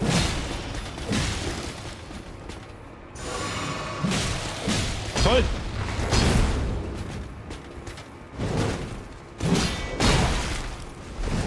Ja, jetzt haut er so langsam zu, du Wichser. Ah! Ah! Zu greedy! Er macht jetzt seinen Schildschlag nach dem einer Rundumschlag, bei dem er mich nicht trifft, wenn ich ganz drauf bin. 308! Weißt du, was der ich sag? Jetzt haben wir einen Schuh ein. Durchlaufen, ja. Stefan, danke. Scheiße. Ja, durchlaufen, da ist eine Gnade. Durchlaufen nicht ist. Ja, die eine komische, die Schwertusse hat uns einfach sauber zur Heilung gekostet. Das haut uns so nicht hin. Dafür machen wir jetzt einen Schuh. Look at me, I am the Schuh now. Oh, ob das gut ausgeht, weiß ich nicht. Wenn jetzt die Tussi da wieder dort steht, dann heißt ich Hans Wurscht. Aber nein, das ist normal ein Named-Gegner und der ist dann weg. So, verfolgt uns da. Ja, dass du uns noch nicht weißt, wie närrisch, das machen wir schon Glück. Und normalerweise sollten die anderen Gegner irgendwann abhauen. Normalerweise. So, jetzt machen wir diesen hier. Aber der Weg ist ja nicht weit. Wenn wir die da auslassen. Nehmen wir mit. Oh, Lazuli Schimmerschein-Schwert schon. Hier hat unser Waffendrop der Teufel. Was haben wir da? Ja. Die kennen nicht viel. Vor der Haustür der Schlung war. Ja. Lass du mit dem Kampf bleiben da. Holen Sie die gegenseitig oder was, wenn du da einen angreifst, oder kommt man das bloß so vor? Da ist der Scharfschützen-Sepp wieder oben. Haben wir gleich da. Ja. Schießt du mal woanders umeinander, du Zipfelarm. Kriegen wir schon. Jetzt verstecken wir uns schnell da. Haben wir uns hier jetzt halber einen Buff ein. Und diesen hier. Schon tut's nie. Schauen wir, ob wir uns oben vorbeischleichen können. Da müssen wir nicht so viel kämpfen, weil die Kämpferei ist mir jetzt da ehrlich gesagt auch ein bisschen zu blöd. Ja, du schaltest dabei geht unter, du Trottel. Ja, okay, lese ich mir gleich durch. Jetzt muss ich erst meine Runen kriegen. Das ist jetzt gerade wichtig, aber das ist fast ein ganz Level. Ich weiß gar nicht, wie viel das waren. 180, 190. Ich schleiche mir jetzt da vorbei. Ne? Sneaky Bitch. Sneaky Bitch. Gegen den Sperrmann müssen wir kämpfen und da müssen wir halt hoffen, dass er uns nicht runterhaut. Das kann auch passieren.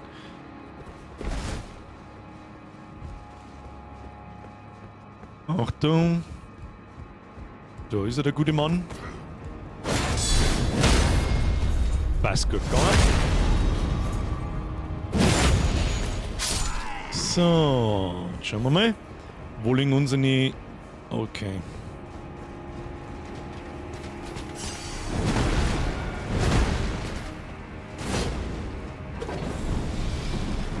Tschüss! Wir haben ein ganz Level dabei. Über 200.000 Ruhe. Ist es ein ganz Level?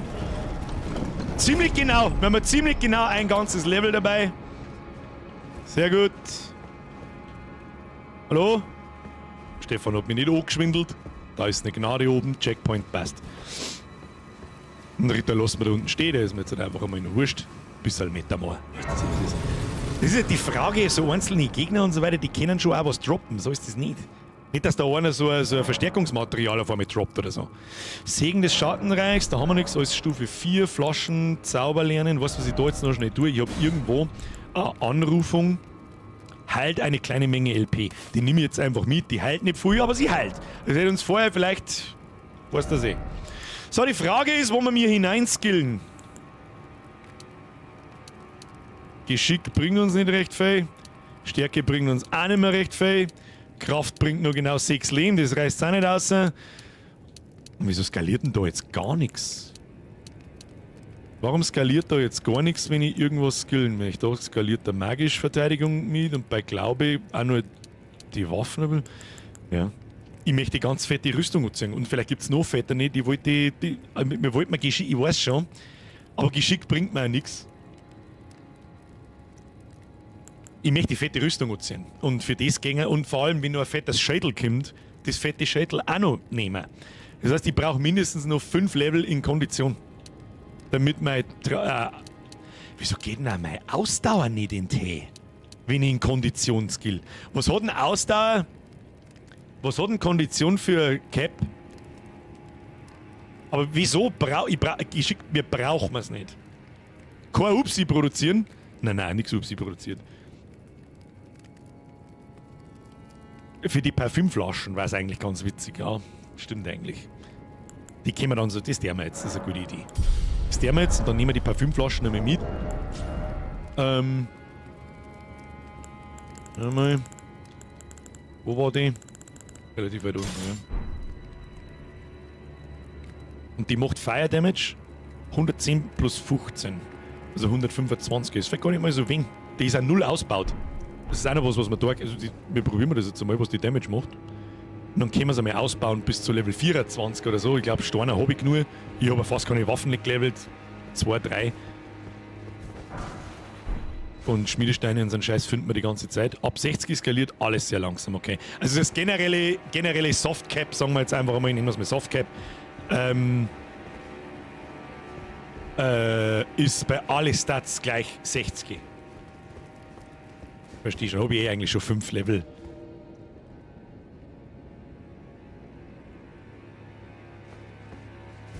Oh Gott, und wenn Gnade wirklich direkt vor der Haustür ist, dann heißt das nichts Gutes. Das ist ein großer Boss jetzt da. Ach du Scheiße, Alter. Rellan, okay. Okay, hab schon verstanden. Boah, leck, hat der ein mieses Moveset. Fuck off. Oh na. Haha, Bitch.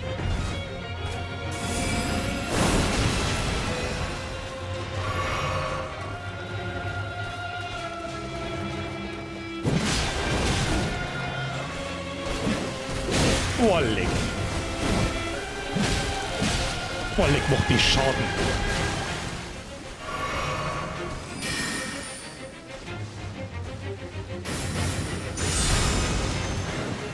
Und weicht auch noch meiner.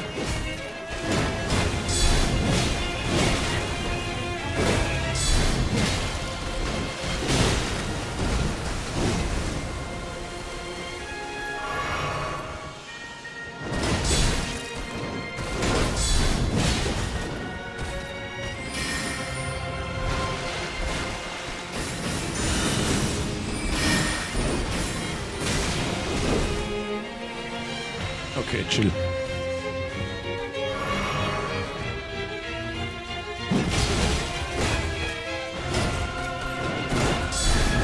Boah, leck mich doch!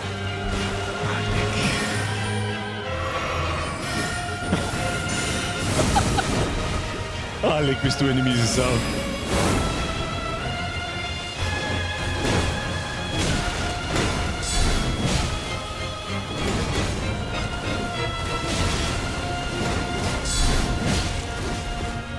Du kommst mit dem Schädel nicht weit, weil du das nicht blocken kannst. Ja, das funktioniert auch nur rüber.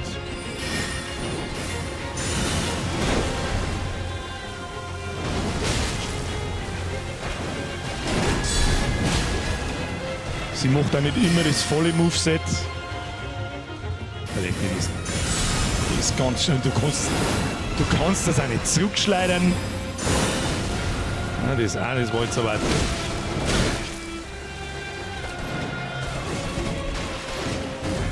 Oh, leck.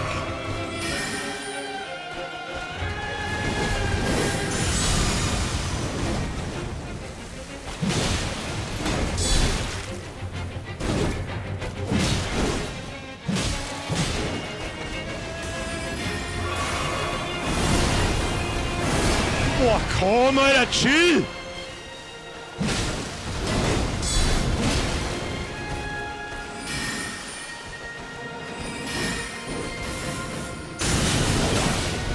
Arschton. Okay. Großer Spaß. Wie viele Phasen hat's denn? 14.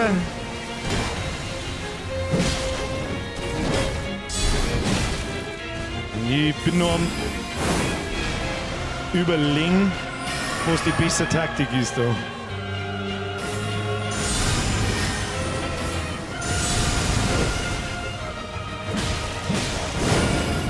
Ach du Scheiße. Ja, es war klar, dass das nicht alles war.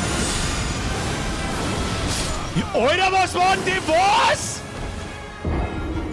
Es geht immer bis zur Hälfte, geht's relativ easy. Und dann fangen sie irgendwie an, komplett narrisch zu werden. Ja, die probieren wir schon nochmal. Das schaut mich schon nach einem größeren Boss aus, oder? Also das ist kein... Ja, passt schon. Oh, das wird hart. So, wie es ist. Also ohne... Ich probiere das jetzt gezielt, wie wir es immer machen. 3-mal ohne Phantom, 3-mal mit Phantom und ansonsten hole ich jemanden. Und ich glaube, mit Phantom haben wir auch schon wieder sehr viel einfacher dabei. Jetzt im ersten Eindruck, ich habe die zweite Phase noch nicht gesehen, aber das schaut schon wieder total geisteskrank aus. Da, bis ich da jetzt lerne, wann ich da kontern kann, das dauert einfach eine Zeit.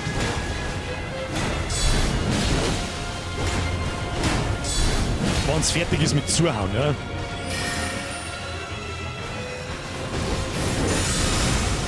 Kriegt die da überhaupt einen Funken Damage mit dem Ding? Tausender, oder? Wieso geh ich hier und haut zu? Bin ich blöd oder was?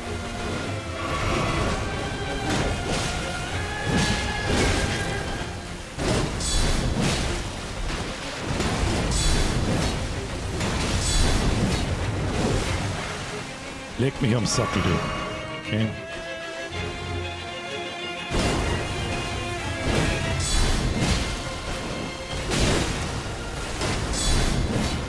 Ja, zaubert deinen Scheiß wieder, weil was anderes kannst du eh nicht.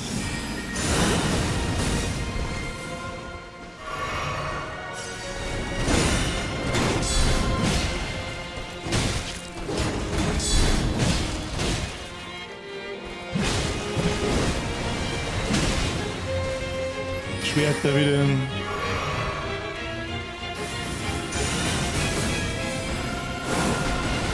Was?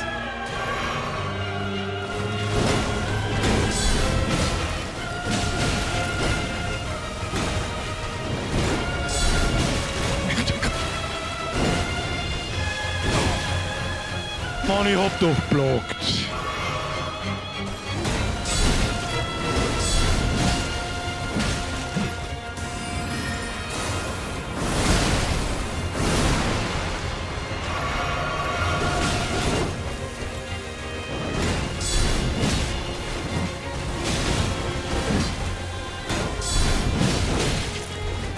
Sie lässt sich ja nicht unterbrechen. Die Krise, das dauert ewig. Das ist ein ewig langes Riesen-Moveset. Und das ist nicht immer das gleiche Moveset, sondern die bricht mittendrin einmal, wenn ich das jetzt richtig sehe, oder am zweiten Mal sehe ich da nicht fair, aber die bricht mittendrin ihr Moveset ab, dann macht sie es bloß halb, dann hängt es noch was ohne, wenn es weggehst, macht es die Schwerter, wenn die Schwerter herfliegen, 2 von 3 Mal springen sie neu, kannst du es nicht zurückwerfen, etc. etc. Kriegen wir schon. Schauen wir uns an. Können wir uns auch gerne 5 Mal anschauen, so wie jetzt wie es ist. So, nicht gleich zuhauen, die haut noch weiter. Ja, und jetzt ist es fertig. Nein, ist nicht. Ja, die hat jetzt ist es fertig. Okay. Nochmal nachhauen bringt nichts, weil es nicht aufhört. Ist immer noch nicht fertig. 1, 2 und dann hat es eine Pause. Da flippt es jetzt wieder eine Viertelstunde lang aus. Okay. Okay. Dann bleiben wir doch da mal dran. Blockt man von vorn.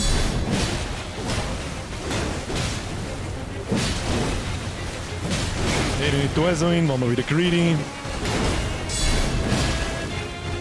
Ja, ja. Und die springt dann schon weg, wenn ihr aus der oben geht, dass ich es nochmal staggern kann. Das macht auch so grenzdebil Schaden. Also ja, natürlich springe ich. Ach, oh, die sind schlecht.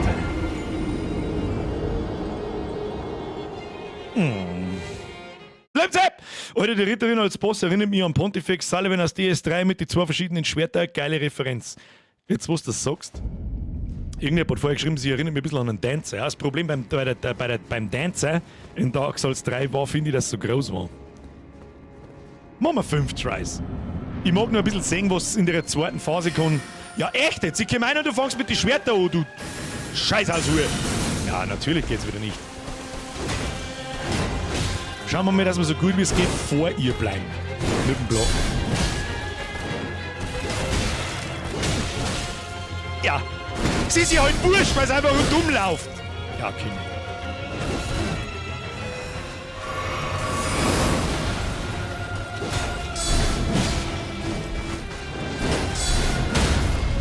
Ja, sie darf sich schon relativ schnell staggern lassen, wenn sie das ein paar Mal erwischt.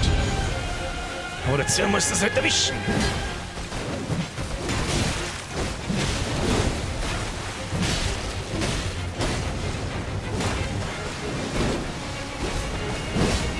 Jetzt haben wir aneinander vorbeikaut. Da haben wir aneinander vorbeigeredet, du. Kommt, zaubert deine... Ja, das ist auch sehr eine miese Scheiße.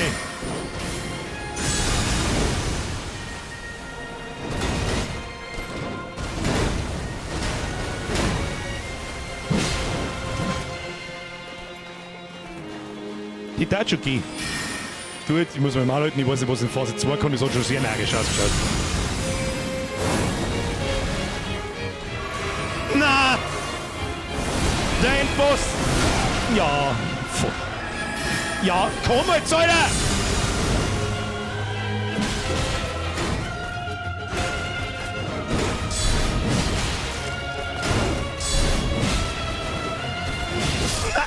Ich hab doch Springer gedruckt, Alter.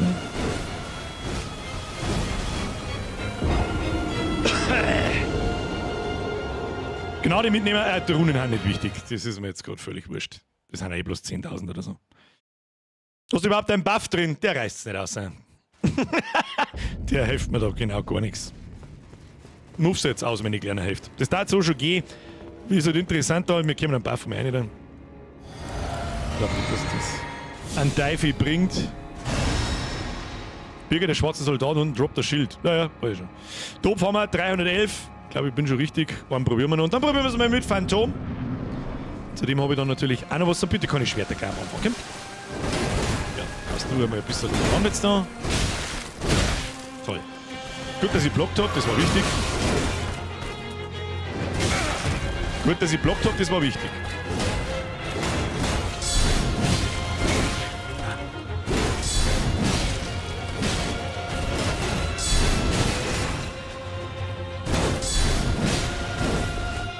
Ach, da kann ich wegspringen.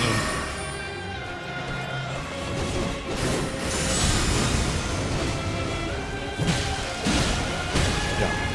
Die lässt sich ja nicht staggern oder unterbrechen oder irgendwas. Das ist halt ein totaler Kasten.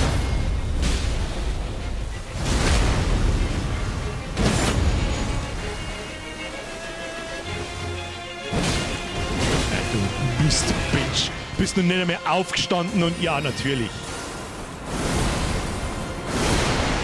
Okay, das haben wir Block dann gemacht.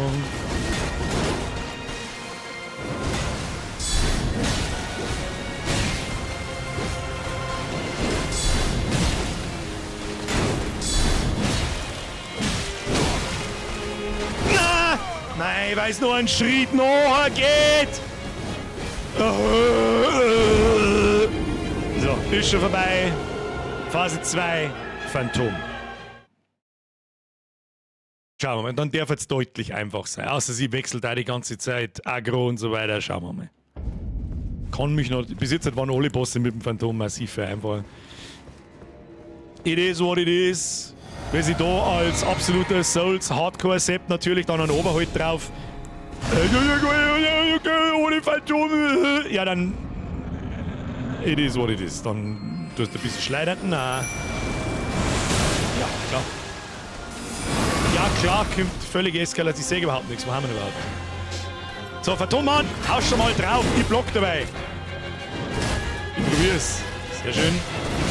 Scheint sie nicht zu interessieren, dass da ein Phantom da ist. Doch, es scheint sie sonst zu interessieren.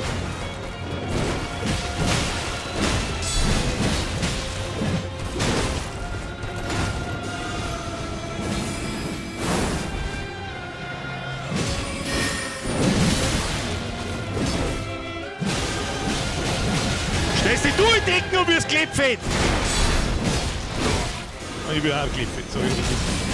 Oh shit.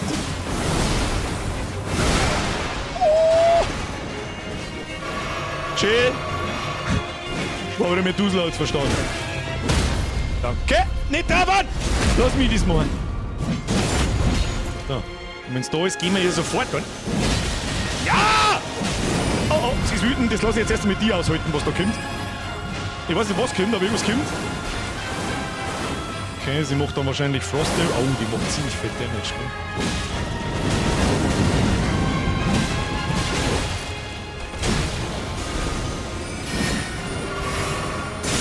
Ne? Au. Au. Ja, einfacher wird die trotzdem irgendwie nicht. Da kann ich nicht mehr kommen. Ach du Scheiße.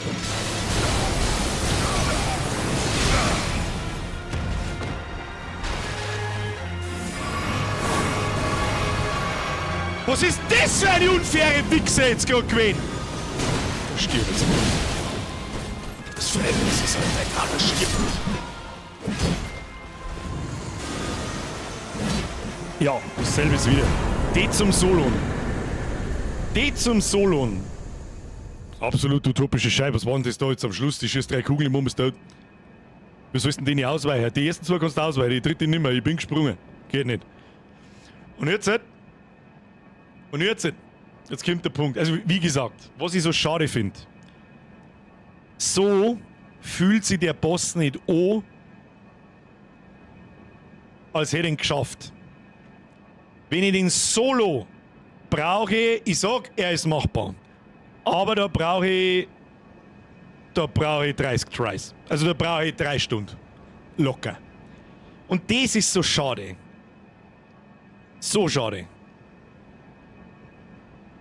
Und im Solo, wenn du da Solo rumlaufst, verstehe ich die Beschwerden schon ein bisschen, weil die eskalieren schon gescheit. Du hast da überhaupt kein Zeitfenster zum Tun. Wenn du da ohne Schädel reingehst, musst du jeden Schlag mit einer Rolle ausweichen. Gibt's da einen Nachteil, wenn du mit dem Phantom spielst? Nein. Die Dark Souls Community, die sagt, du kack, du brauchst das Phantom, du hast das nicht Solo, das zählt nicht. Mehr nicht. Let's up! Alter, die Ritterin als Bosserin und den Baron drin haben eine Jacke nicht vergessen. Bei 500 Depf machen wir ein Grillfestel, wenn du da kommst. 500 Depf dieses Jahr wird es nicht geben. Gibt's nicht. Kuss auf die Nuss, Dankeschön. Eine Jacke habe ich vergessen. Was hat denn der gleich wieder geschrieben? Ich schau. Irgendeinen Roman hat er mal geschrieben. Das ist der Labby. Ist dein Schild eigentlich gelevelt? Labby, ja, ist. Weil je mehr Level, desto mehr Guard Boost. Unterster Stat bei den Resistenzen und damit weniger Ausdauerverbrauch beim Blocken. Ja, es ist nicht auf Level 10, aber es ist auf Level 9. Irgendwas hat der Jacke geschrieben, was ich noch vorlesen wollte. Okay? Da ist er. Mr. Jacke, Bürger, Habitäre, mein Lieber, seit langem mal wieder da aus dem Nachschau-Squad. Da ist einmal Zeit geworden. In dem Zuge kriegst du auf den Nachschau-Squad. Sag mal, saufst du oder was geht? Night Up, Elden Ring, geil, das finde ich gut. Sechst du das ja, Jacke? Wir hatten auch das gesagt. Was? Phantom nicht, aber NPCs boosten den Boss um 50%. Was? Ach so, wenn ich jetzt jemanden einlade, dann ist der Boss 50% schwerer, aber also hat mehr Leben wahrscheinlich und macht. Gut, mehr Schaden macht keinen Sinn, aber ich habe wahrscheinlich 50% mehr Leben. Aber wenn ich das Phantom hole, dann nicht. Und ganz ehrlich, dann der From Software einfach das Mimik-Phantom nicht in das Spiel tun. So einfach ist das. Und ganz ehrlich, der Mimik-Phantom ist sauberz krass. Sauberz krass. Mir geht es da gar nicht darum, dass der Schaden macht oder irgendwas. Mir geht es nur darum, dass der Boss einfach einmal ein paar Sekunden nicht nur auf mich prügelt und ausrastet wie ein komplett Wahnsinniger und ich zu gar nichts komme. Das ist ja dann auch irgendwann frustrierend, das kann ich verstehen auch. Und das darf mir schon gelangen, der muss ja gar keinen Schaden machen, das interessiert mich. Das ist im Prinzip mein Tank, der einen Boss kurz ablenkt, damit ich hingehen kann und zuhören kann. Stufenaufstieg! Condition! Und dann nehmen wir unsere Runde damit, das sind eh 0. Und der Mimik wurde schon genervt. Das ist mir jetzt ehrlich gesagt auch ein bisschen krass vorgekommen, so viel Schaden kriegt der Fall so schnell normal nicht. In der Malinia ist der da schon länger drin gestanden, muss ich sagen. Und ganz ehrlich, Summons sind der 10 von 10 Easy Mode, den so viele wollten. Alles geil. Ja, ganz ehrlich, ich hab da überhaupt kein Problem damit. Wenn da jetzt natürlich irgendjemand daheim sitzt und sich da drüber lustig macht, so, ich hab keine Ahnung, ja, dann ist das so. Wenn es dir dadurch irgendwie selber besser geht, dann machst du das. Ich hab so sehr viel Spaß mit dem Spiel. Ich darf mir es wünschen, dass die Bosse vielleicht nicht ganz so dermaßen krass sind. Dafür aber auch das Mimik nicht so krass ist. Ich muss kurz mal schnell was sagen. Preiset Aussicht! Smashed Like-Button! Stefan schreibt, Solo war aber kein Zuckerschleck. Ja, das habe ich jetzt schon sehr, sehr deutlich gesehen. Es geht, aber es ist halt wie bei jedem Dark Souls Boss. In der Regel schafft es keiner aufs erste Mal. Niemand. Was haben wir da? Skadubaum. Skadudelmanudel. Da mein Kreuz. Hello again. Seid ihr schon meinen Kameraden begegnet? Sie sind ein ziemlich bunter Haufen und stammen von allen erdenklichen Orten. Vermutlich hätten sie sich auch gegenseitig umbringen können. Doch dank des gütigen Mikelas Zauber ist es nicht dazu gekommen. Ermöglicht es uns hier gemeinsam zu dienen. Das ist das Werk eines lebenden Gottes. Über den Hornherold. Ich weiß gar nicht, was die... Der Hornherold beschäftigt euch, nicht wahr? Unter anderen Umständen wäre uns gewiss an die Gurgel gegangen. Wer ist es? Keine Ahnung. Vor langer Zeit gab Königin Marika Sir Messmer den Befehl, den Turm von seinen Bewohnern zu säubern. Durch die Kraft des Feuers. Da ist es gewiss kein Wunder, dass der Hornherold den Erdenbaum, scheiße, ganz davon abgesehen ist, der Mensch von Natur aus ein Eroberer. Stimmt, wie ein Virus. Und in dieser Hinsicht stellen auch die Turmbewohner keine Ausnahme dar. Sie waren keine Heiligen. Sie standen im Krieg einfach auf der Verliererliste. Aber es ist dennoch keine Schande. Dennoch eine Schande, Entschuldigung. Und nicht Verliererkiste, sondern Verliererseite. Okay. Erst einmal Gnade. Festung! Nacht! Ist das die Nachtfestung? Ist da der Endboss drin? Wir haben doch jetzt nicht davor einen Endboss, oder? Bei mir ist der Besen? Das ist kein Besen, wer bist denn du? War genau im rechten Moment. Ich habe ein neues Kreuz gefunden. Nehmt dies. Jetzt kriegen wir eine neue mit Kreuz markierte Karte. Haben wir mir... Was ist das da? Karte mit Kreuzstätten erhalten, ihr findet sie im Inventar. Okay. Schreiben des Mönchs. Möge der Beste gewinnen. Also das ist eine Geste, okay. Gnade noch her. Wolfric, halt zusammen, endlich Feierabend. Kruzifix und das. Achso, ist es schon halbe 10. Ja, klar, natürlich. Natürlich ist es schon halbe 10, das war ein totaler Witz. Merci dir. Gott sei Dank, dass du mal aus der Arbeit jetzt heraus bist. Das ist einmal eine Ruhe mit der Scheiße. So, jetzt ist die Frage, wo zur verfickten Hölle sind wir? Okay, da ist ein neuer Kartenabschnitt. Den holen wir uns einmal als erstes vorschlagen. So, was wir jetzt nicht machen. Ich habe keine Ahnung, wo wir hin müssen. Aber ich darf jetzt da einfach einmal aufreisen und dann da mal schauen, wo der nächste Point of Interest ist. Vielleicht auch da oben ums Eck dann oder so. Nachtfestung ist durch der Guldansep. Jetzt, ich hab gewusst, dass es mir an irgendwas erinnert. Machst du heute wieder eine Überstunde? Wir spielen wir gemütlich dahin. Es gibt jetzt momentan noch keinen. Ich habe zumindest ein bisschen weniger Schädel wie vorher. Ist nicht so tragisch. Können wir schon noch spielen. Ich glaube nicht, dass wir jetzt da in der Open World umeinander gucken. Oder machen wir das zum Abschluss? Ich weiß es auch nicht. In meinem Boss haben wir gedroschen. Jeden Streamer ein Boss, dann bin ich zufrieden. Weißt du, was mich interessiert? Wie viele Bosse gibt es denn bis zum Endboss? Storytechnisch wichtige. Weil oft 2 haben wir schon. Ob jetzt der andere da unten, der tanzende Löwe, da herunten, Schmarri da herum hat, Storyboss war, weiß ich nicht, aber ich glaube schon. You don't get the pun. Elden Ring hat auch schon angefangen zu gendern. Die Ritter schauen aus wie Männer, sind aber Frauen in der Rüstung. Scheiß Woke-Spray. Links ist nur ein Kartenfragment. Festung Nacht ist gleich Fortnite. 3 noch, okay. Okay. Ja, dann pimmel jetzt mal auf und holen wir das Kartenfragment und schauen wir, was wir so sehen. Oder das ist eh gleich da unten. Steht auch schon wieder so ein geschissener Riesengolem umeinander, mit dem legen wir uns nicht, aber der feiert uns bloß wieder 5 Pfund Feierscheißdreck ins Gesicht. So ein kleiner Dungeon war noch cool. Ich glaube, es gibt 8 Rembrandts-Bosse. Es sind immer mehr Bosse als für die Story, was heißt für die Story tatsächlich brauchst, aber das davon schaut jetzt schon sehr Endgame-mäßig aus da. Aber gut, es ist nicht so tragisch. Es wird Karte gefunden, jawohl. Oh lecker, Alter, das scheiß Gebiet ist ja viel größer, als ich das dachte.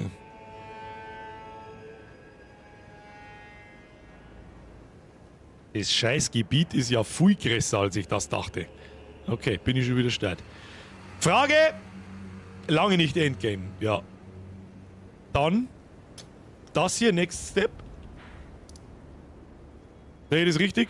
In diese Richtung bewegen oder was? Schau auf die Karten, links davor ist nur eine Kartenstelle. Wie meinen, ich nichts verstehen? Ich bin noch gespannt, wie man da umkommt, aber wahrscheinlich da oben drüber irgendwie oder so. Map! Messmer, 2 Pimmel-Lady und Endboss. Ich weiß weder, wer da wer ist und so, aber so gut. 40 Euro und ein neues Spiel. Ja, unendlich, umfangreich. Also, nochmal, was wir jetzt im Stream nicht machen, das Gebiet da herunten, das habe ich noch nicht erkundet. Ich weiß gar nicht, ob ich da überhaupt schon hinkomme, aber ich glaube schon. Das Open-World-Zeug, das hebt mir ja auch für Off-Stream. Wenn ich da irgendwas besonders finde, irgendwas besonders war, dann sage ich euch das im Stream am Mittwoch, wenn ich morgen überhaupt zum Spielen komme, das weiß ich noch nicht.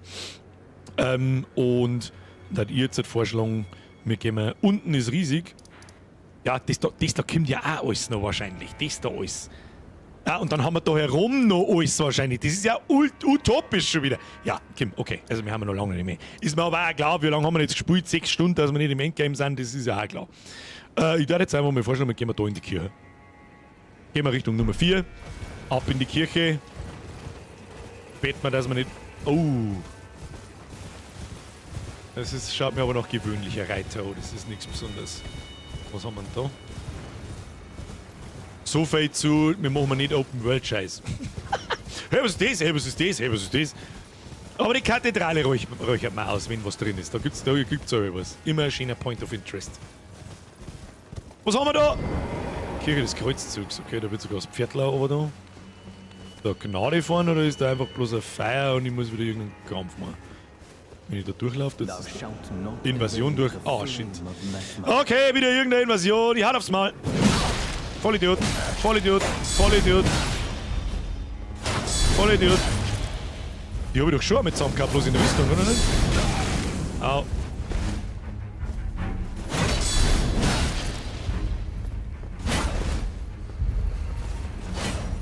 Vollidiot.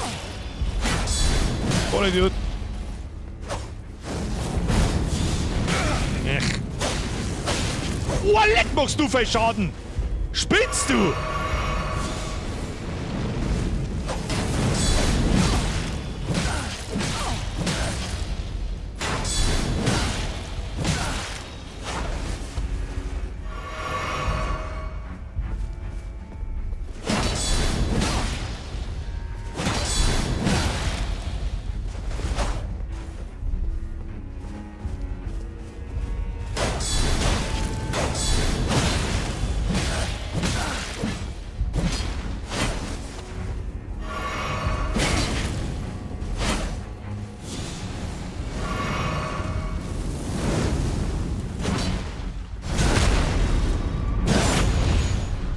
Scheiße, Rumpimmeltrottel.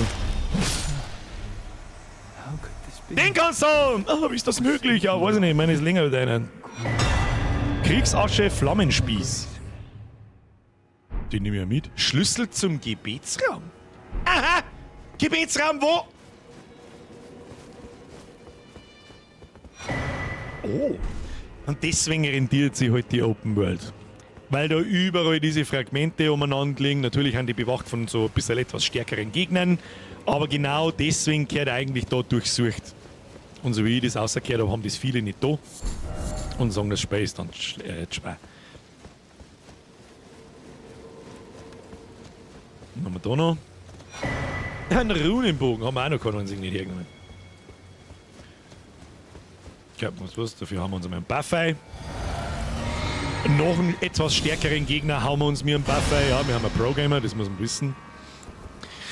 Der Hartung schreibt, schau bloß bitte, dass du den Dracher Bale im Stream machst, ist einer von den geilsten optionalen Bosse. Ja, also um Gottes Willen. Wenn ich Bosse auf dem Weg sehe, dann lasse ich die natürlich stehen. Außer es sind jetzt bloß so kleinere Geschichten wie jetzt so eine kleine Invasion von dem Typen da.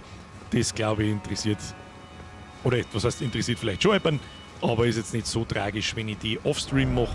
Aber einen großen Drachen oder irgend sowas, die mache ich im Stream. So, jetzt haben wir das da mal weggehört. Dieses Kartenfragment da. Schauen wir mal, ob man da irgendwie... Wo ist denn das Ding? Da, diese Richtung. Ja, aber da ist überall Klippen rundum wahrscheinlich, da werden wir nicht hinkommen. Nicht der Reiter. Wenn wir da irgendwie oben. Ah? Es ist zumindest nicht mehr nix in Sicht. Da unten einer so Burgdinger. Können wir einfach mal da oben reiten und schauen, ob es da an der Klippe entlang weitergeht, weil dann können wir das zweite. Das zweite Ding da. Ach, da ist der eine Reiter. Können wir dem davor reiten, wenn ich. Nimmt man nicht, aber glaube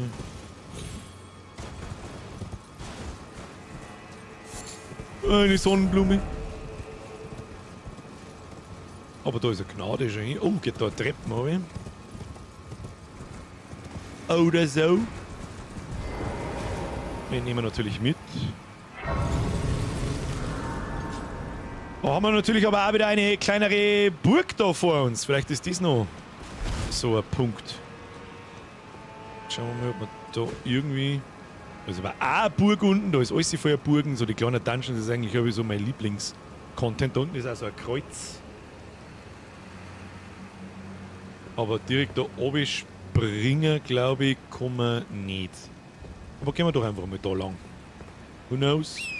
Who knows? We will see. Das ist auf alle Fälle der Riesensepp. Den lassen wir einrühren. Schaut mir jetzt auch nicht so, als hätte er irgendwas Tolles. Kathedrale! Was ist das da? Das schaut wichtig aus. Das schaut. Oh, Portal schon, hm? So, was ist? Wir haben uns vorher so einen Storschlüssel aufgeklappt, den steckt man rein. Schauen wir, wo das Portal hingeht. Wahrscheinlich stehen wir sofort vor einem Riesenbossen. Wir haben einfach hin, wir werden sehen. Andere Nordreisen, ab dafür! Doch, da war's durch, ja? Meinst du? Wurscht. Hilft jetzt nicht, jetzt steckt da auch schon im Portal drin. Alte Ruine von Rau. Aha! Haben wir quasi schon Enden irgendwie. Wo haben wir denn jetzt? Das schaut wieder komplett anders aus. Heilig ist kein anderer, diese scheiß Artstyles, ich raste aus. Schaut auch so aus, als darf man da irgendwie oben kommen, oben können, wie auch immer. Jetzt pass auf. Jetzt markieren wir uns das Ding, vielleicht kommen wir von da hin und dann haben wir dieses Kartenstück.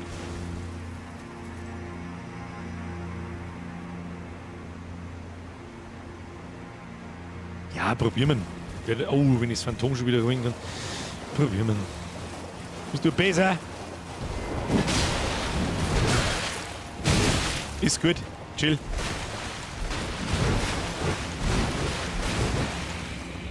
Okay.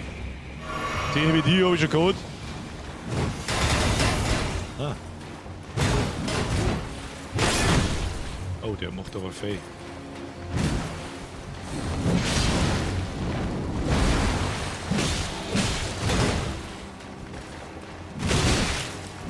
Oh, leck mich am Arsch, der macht aber auch schon wieder so exorbitant viel Damage.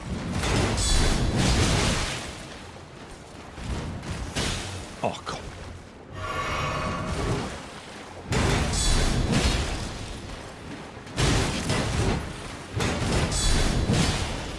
Staggern lässt er sich aber auch nicht.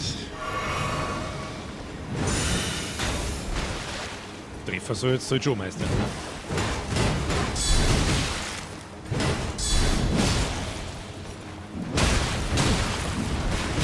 What?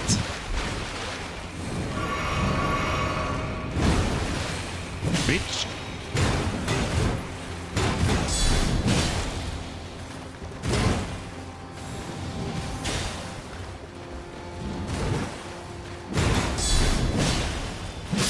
Stirb! Komm, der Kim. Ja, schon irgendwas. Da hinten schaut's mich gut an. Da gibt's was, Gibt's da was? Sie fliegen. Haben wir's schon.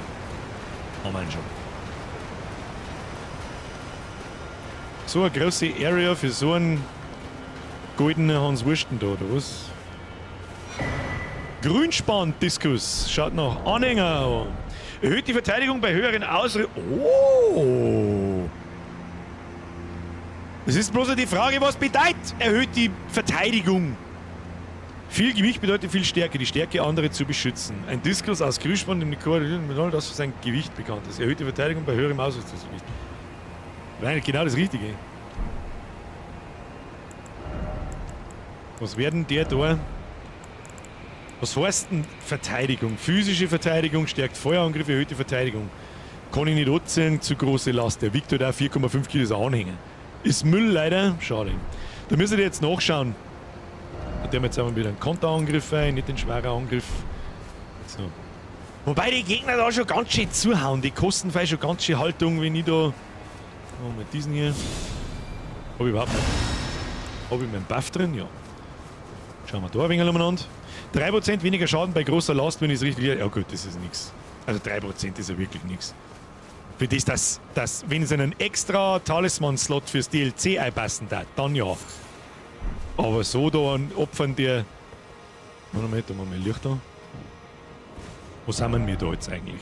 Okay. Wo ist der Brauerei? Sandexer noch nie gehört. Was? Jetzt hier schon wieder Brauereien philosophieren da.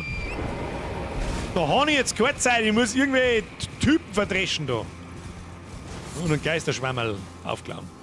Ja, da komme ich aber auch wieder nicht zu der Karten. Die ist ja da unten am Arsch irgendwo. Ja, irgendwie wird man da schon umgekommen dann. Was jetzt auch nicht. Ich hätte jetzt erstmal vorschlagen, dass wir uns da in die Burg einprügeln. Das ist der. Es ist so wunderschön, es ist ein wunderschöner Schmetterling. Oder was ist der Plan? Ich weiß gerade nicht, was der Plan ist. Ich sag das, was es ist. Drachenschild und Perldrachen plus 3 sind die besten Death-Talismane. Ja, die habe ich. Was plus 3? Was plus 3? Drachenschild und Perldrachen. Perldrachen habe ich aber auch, das ist das da. Habe ich bloß plus 2. Habe ich noch nicht gesehen, dass es die plus 3 gibt. Eventuell gibt es im DLC dann plus 3. Aber im Hauptgame, aus dem Hauptgame sind die nicht, oder? Ne, das schaut nicht aus, als da wir da oben kommen. Geht zur Burg, ist eine Sackgasse da. Okay, dann ist es bloß das eine Portal da her für den Talisman, den Gegner, und das wird's dann wahrscheinlich gewesen sein. Na gut, dann gehen wir zurück. Wo müssen wir hin? Da waren wir, gell? Und dann einfach geradeaus in Richtung Burg. Das schauen wir uns noch. Das schauen wir uns noch an. Jetzt aber sofort rein da. Der plus 3 ist aus dem DLC, den Drachengrundschutz hast du ja. Achso, ja genau. Dann war ich schon einigermaßen richtig. So, Buff ins Mal. Dann müssen wir da vorne irgendwie an diesem komischen Riesengolem vorbei, weil gegen den kämpfe ich sicherlich nicht, das ist Zeitverschwendung. Da kann man es einmal probieren, den Reiter zum da schlagen. Weil mich interessieren der ist da so markant und so auffällig, dass es mit da vielleicht droppt da was Spezielles, vielleicht auch ein Talisman oder ein Rezept oder so. Schauen wir mal so. Nein, das machen wir nicht vom Viertel aus. Komm. Da geht zu mir. Komm, Bobby. Ja. Manchmal würde ich mir natürlich schon wünschen, dass mir Hacke ein wenig länger war.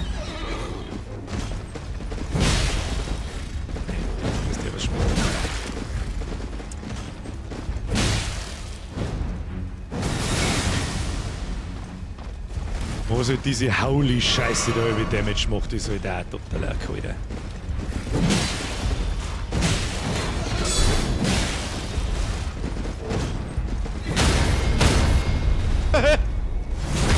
Triple Stagger, Alter! Das ist der Night Burger beim Burger King. Burgers Triple Stagger. Helm der schwarzen Ritter haben wir gekriegt. Ja, das hat er droppt. Und das schaut mir fast so, dass der immer sicher beides droppt, so irgendwie. Hab ich da. Oh, da vorne schaut es jetzt kreislig aus. Ob ich da. Ja, gut, ist wurscht, kämpfen wir. Haben wir nicht so geil da was. So, Meister! Weißt du, wie ich die da vierer lock, du Affenarsch? Eigentlich sollte ich mir Phantom aussagen, damit gleich Ruhe ist. Oh shit, die kommen alle. Okay, komm da noch mal bitte. Komm, haut zu, damit ich die blocken kann. Ja. Das hilft mir nicht. Nein, das hilft mir nicht. Ja, der fetteste von euch ist wieder der Ober-Agro-Sepp.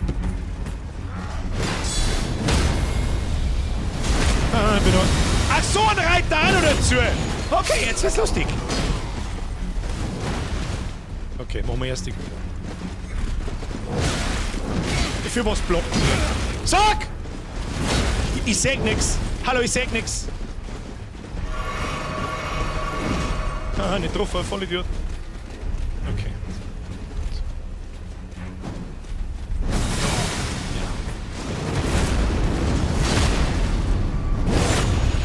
So, dann bist du dran. Ja, du Wichser, jetzt kann ich nicht staggern, weißt du. Ja, weißt du was? Komm.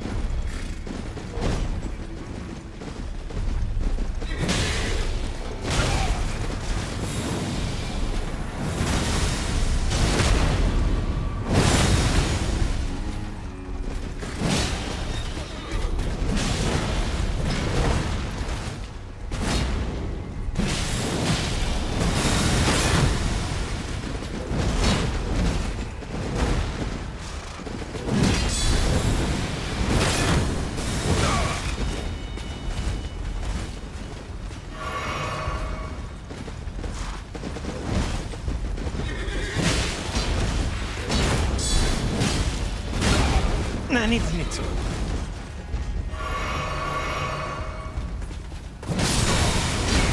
Ja. Voll fair, voll super. Voll gut.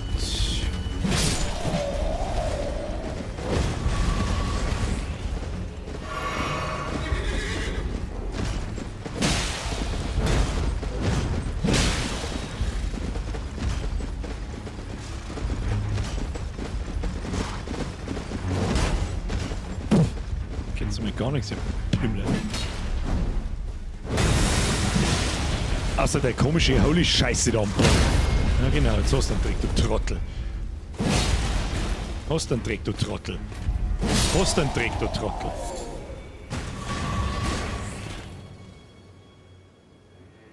Easy. Oh, stimmt, wir haben ja sowas wie... Stimmt, das habe ich ja ganz vergessen. Ha, das probieren wir jetzt aus, das Ding.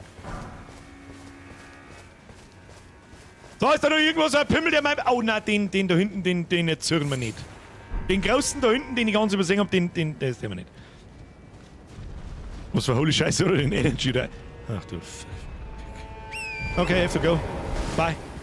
Boys! Da ist was, das nehme ich mit.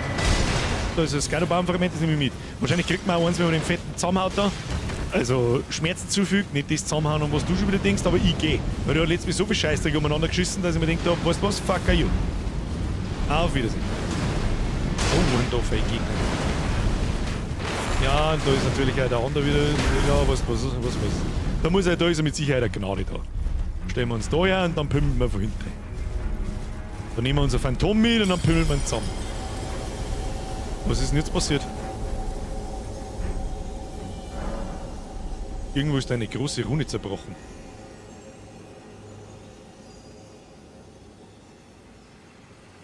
What does this mean?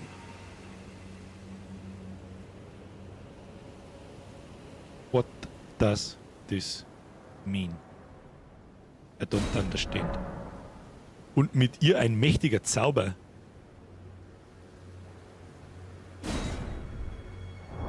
Was soll man das jetzt sagen? Soll es schmecken? Was ist... Schneider mag ich gern bei Icebox. Zuckerblät. Ich weiß jetzt nicht, was ich da dazu sagen soll oder was ich da verhalten soll. Ich weiß es nicht. Ich gehe jetzt in die Burg rein. Tschüss! Ach, ein Progress-Trigger. Okay. Was haben wir da? Schaut wütend aus. Was ist das? Schund zum Sammeln. Da so hinten. Tja, da ist ja was schön. Ofengesicht. Ich weiß nicht, was das Ofengesicht ist, aber ich nehme es einmal mit. Und das nehme ich auch mit. Das ist nur ein Ofengesicht. Okay. Das ist auch ein Ofengesicht, da haben ziemlich viele Ofengesichter. Ich weiß nicht, was ich damit soll, aber egal. Wir gehen da jetzt nicht weiter. Da muss auch Gnade drin sein. Oder, oh, da ist ein Aufzug, oder? Ist das ein Aufzug?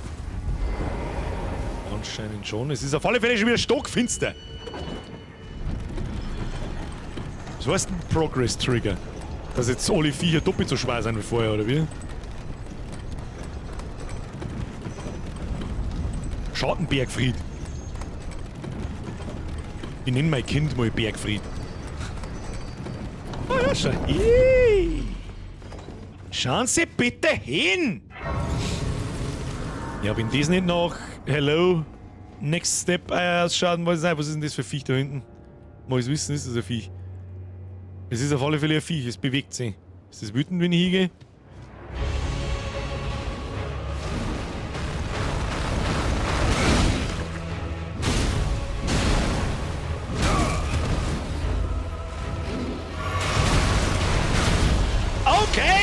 Der nächste Boss, wo ich wieder nichts sehen darf.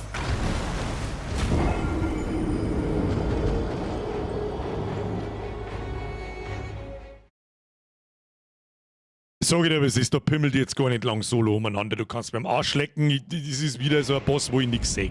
Und da krieg ich's Kotzen. Da krieg ich einfach das Kotzen. Da kann ich lang umeinander pimmelt und meine normale Waffen gibst mir auch so los. Ja, du gehst her.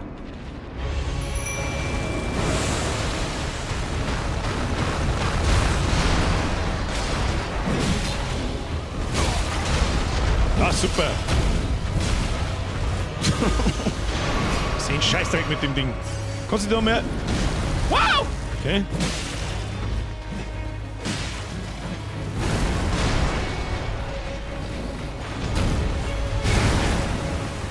Großer Spaß! Großer Spaß, ja! Großer Spaß! Ja, natürlich, ich bin meilenweit aus seinem Maul heraus, aber er frisst mich trotzdem, das ist ja klar. Du, das ist ja klar. Ja, nein, ich darf mich nicht bewegen. Okay.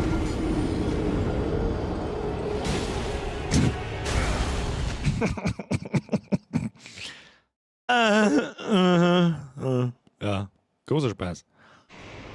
Vor allem, weil der Boss schon wieder komplett am Eskalieren ist, der Blöde habe ich noch nicht mehr das Viech herbeschworen. Aber gut.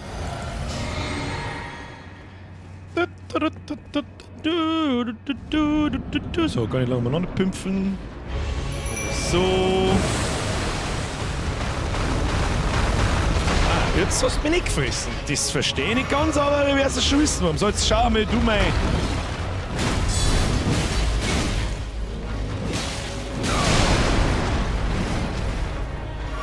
Phantommann, kannst du da mit drauf? Einfach mal hauen. Damit er mal weiß, wie es ist, wenn man Schaden kriegt. Ja, danke schön, das passt gut.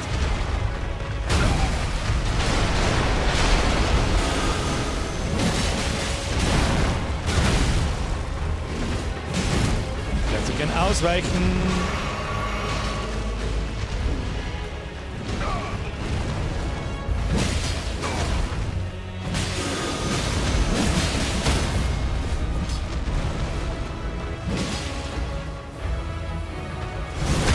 Was ist das wieder für ein Stachelschwein? Ich bin ein wunderschönes Stachelschwein. Du kriegst keine Ohren gesehen, du Arschloch. Und ich ruhig. Und ich ruhig wieder. Und ich bin rausgekommen, du Arschloch. Du kriegst keine Nummer eine. Au! Jetzt wird er grantig. Nicht die Hand, nicht die Hand. Nein, nein, nicht die Hand. Nicht. Okay, machen wir uns wieder dick. Und gehen wir mal eine. Ja. So, Boss, Phantom-Depp, nicht drauf. Hol's ihn schon. Hol's ihn schon! Also, er hat Phase 3 und 4 und 8 und so. Aspekt des Schmelztiegels, Dornen. Interesting. Und das Skadobaum-Fragment, das wir vielleicht mehr einlösen sollten. Jetzt haben wir nämlich wieder 2. Und meine Runen habe ich vorher verloren, glaube ich. Nein, doch nicht. 280. Ja. Solange wir ein Phantom haben, das regelt schon, du. Du, das regelt sich einem schon. So, 2 Skadobaum to your face, wieder 10. Oh, was haben wir da noch?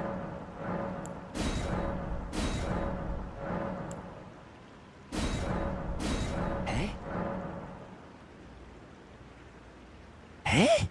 Wieso hab ich da jetzt 3 Level eingeschissen? Tja, vielleicht hätten wir das vielleicht einmal vorher tun sollen oder so. Wieso ist da Gnade und da Gnade? Was ist das wieder für ein Konstrukt?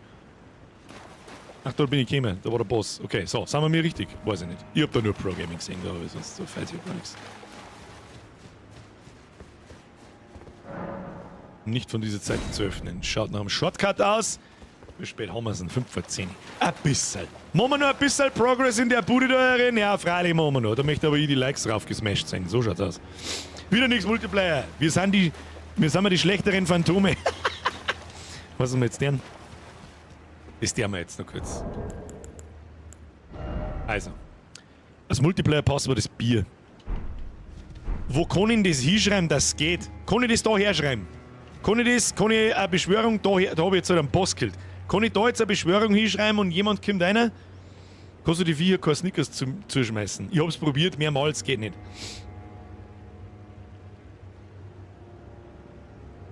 Wie Mehr Fragmente eingesammelt als ausgegeben. Ich mag jetzt sagen, ich meine, ich kenne euren Namen ja auch nicht, ich mag auch niemanden bevorzugen oder sonst irgendeinen Kass, ich schreibe jetzt da irgendwas hin oder umdreht. Nicht im Boss-Arenen, ja gut, das macht Sinn. Also ich muss einen schnell einen Stufenaufstieg machen, wir gehen es wieder in Kondition. Passt. Ich muss das Ding fressen, oder? Ich hab noch nie Multiplayer gemacht, ich sag das freiwillig, wie es ist. Irgendwas muss ich machen. Jetzt warte mal. Ja genau, das Ding da, den Krummfingermedizin, die muss ich fressen. Und dann müsst ihr es irgendwo hinschreiben. Todesruckler. Jetzt reden wir kurz noch mit dem, bis ihr hängt ein bisschen nach im Stream. Nein, sowas ist völlig unvorstellbar. Man hat uns nicht zurückgelassen. Messmer ist Königin Marikas Sohn. Ihre Gnaden würden niemals ihr eigen Fleisch und Blut verlassen. Stefan Nix und Labi da die persönlich nicht mehr. Ich persönlich auch, aber ich weiß ja nicht, wie die in-game heißen. Führten Sie sich, Herr Bürger. Von hinten hauen Sie sich hinein. Vierten Gott. Melde Like weg, Like weg, Like. Also Like-Mashing. Sehr schön gemeldet, Herr Leitner. Koni. Also gut, hinschreiben kann ich ja sowieso nicht. Muss ich ja gar nicht. Ich darf jetzt eher dann den Multiplayer-Dings fressen und ich sage euch die Position, wo wir... Hast du uns gerade langsam genannt, ja? Hinter dir? Sag einfach irgendwann ja. Da herin? Schreibt der Stefan. Das ist jetzt ein kurzes Prozedere, weil der Stream immer, je länger er auf YouTube dauert, ist der Stream immer bei euch ein bisschen mehr verzögert. Gesehen von... Ich hab den Finger aber noch nicht gefressen, gell? Also... Okay. Ich friss jetzt einfach da das Krummfinger-Ding. Hab ich noch ein paar. Ich glaube, die kann man auch kaufen. Und dann... Das ist ein bisschen kompliziert gemacht in diesen Spielen, wer es nicht kennt. Ah ja, genau. Und andere Leute in einem Spiel können so eine Nachricht am Boden hinschreiben. Und wenn ich den Krummfinger fries, sehe ich die Nachricht von anderen Spielern. Dann kann ich da drauf drücken und dann ist dort goldenes Rufzeichen berühren. Dann bist... Ich sehe den Namen nicht, ich weiß nicht, wer es ist. Die Frage ist, bist das du? Ich ringe gerade auf Level 20 durch Leone, aber viel Spaß. Du machst einen neuen Run wahrscheinlich. Bist das du, Steff? Schaut auf alle Fälle stabil aus. Nix mit Schädel, einfach Riesenschwert, wird schon passen. Ich lass da kreisen, dann beschwöre ich, die nehme ich jetzt einfach eiskalt ein, wenn es das du bist. Ich schaue noch, ob ich noch andere sehe. Sehe ich noch andere hier rundum? Nö. It's a me! It's a me! Ich sehe ja sonst keinen da. Nicht, dass da jetzt irgendjemand bei Base ist. Nein, der Erste, der schreibt, ist da. Sir Schokopforte. Sir Schokopforte und Sir Dipfalot are on their way. Und dann pümmeln wir da jetzt noch selber bis zur nächsten Gnade oder zur übernächsten Gnade, je nachdem, wie lange das dauert, so eine Viertelstunde umeinander. Das ist eine gute Idee. Schaut ein wenig aus wie der Sensenmann. Ich glaube, er ist der Sensenmann, aber hat das jetzt hingehauen? Jetzt. Genau. Und das Multiplayer-Passwort, wenn beide natürlich gleich drin. Oh ja, schon ein Schädel. Schon. Oh, mit dem Kreis dran! Ah! Ah! Let's dance. Hey, you can dance. Everybody down. You can dance. You can dance. Ja gut, gehen wir. Hau nicht zum Blädeln da. Carry me. Oh, das hat sogar Collision-Abfrage schon hin. Das hab ich gar nicht gewusst. Carry me home. In den rechten. Okay, da ist irgendein roter Scheiß vor den Vierer geflogen. Mein Spezi hat die runtergeschubst. Und er hat mir gerade das Leben gerettet. Ich weiß nicht, was du da für eine wütende Waffe hast, aber das ist nichts für mich. Das ist nichts für mich. Das hättest du wissen müssen als... Den tu ich weg. Invasion! Aber wir haben ja Invasion! Das ist jetzt real PvP, oder? Ich muss aufpassen. Ich komme überhaupt nicht aus, da passiert zwei. Na! Was ist denn da? Was passiert denn da? Ja, was?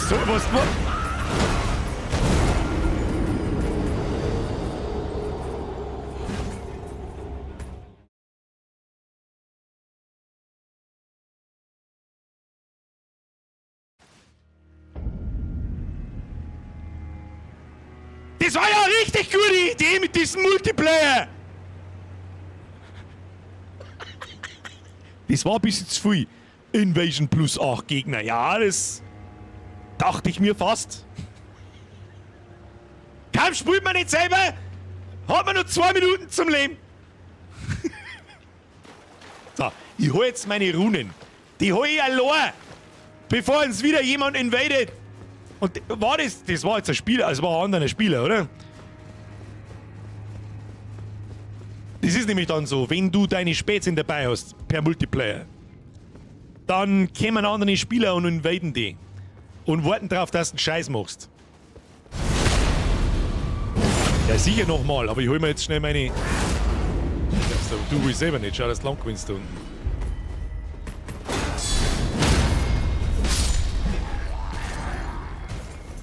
Das war so klar. Nice try, bitch. So, vorher gehe ich aber noch da rein.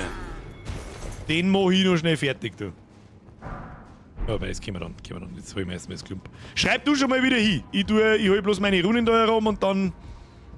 So, das waren 2. Wie viele Gegner waren da? Ah ja, 4. Ja. Toll, Wurscht!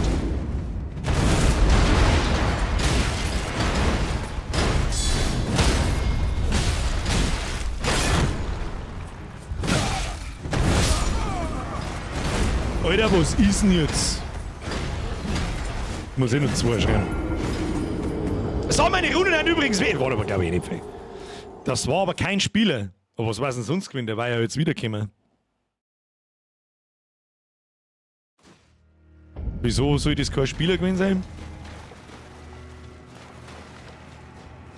Hat um ehrlich zu sein, auch vom Moveset her sehr nach Spieler ausgeschaut, um ehrlich zu sein. Ja gut, ist ja wurscht. So, einmal friese ich noch. Einen fresse ich noch! Schreiben Sie wieder hin da! Also ich glaube auch, dass das ein Spieler war, ja. Haben Sie hingeschrieben? Recusance gibt es sonst im DLC nicht, das war definitiv ein Spieler. Ah ja. Okay. Reden heißt so. Ich sehe aber jetzt deine Nachricht nicht mehr. Hast du vielleicht weiter oben hingeschrieben? Steht da, wo wir verreckt sind. Achso, okay. Da bin ich aber auch gerade verreckt. Kann sein, dass ich da noch mehr verrecke. I try.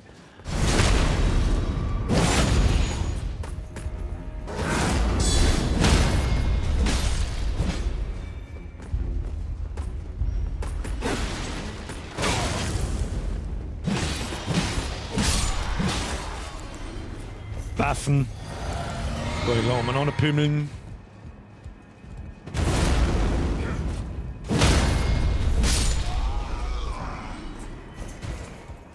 Ich werde doch jetzt diese 2 Rittertrottel da killen können. Ja, sagt deine Nachricht schon. Ich kill jetzt die 2 da schnell.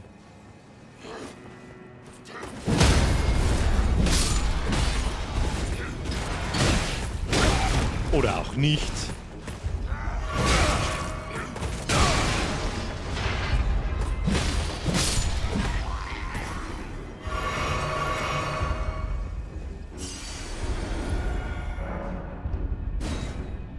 Da ist der Schokopforte. Rein mit ihnen. Carry me, Senpai. Was haben wir da? Da ist ein Riesendrum. Bam. Da gibt's ja schon wieder, eine Schlägerei, oder ne?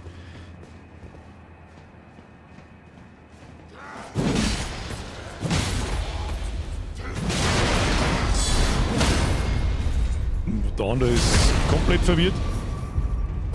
Die hauen ganz schön rein, ja. So. Jetzt, wenn da wieder so ein zipfliger Invader-Depp kommt, dann erschlagen wir ihn einfach. Das machen wir ganz klassisch. Den erschlagen wir einfach. Vielleicht nicht, wenn wir nicht gerade in 8 Viecher drin sind.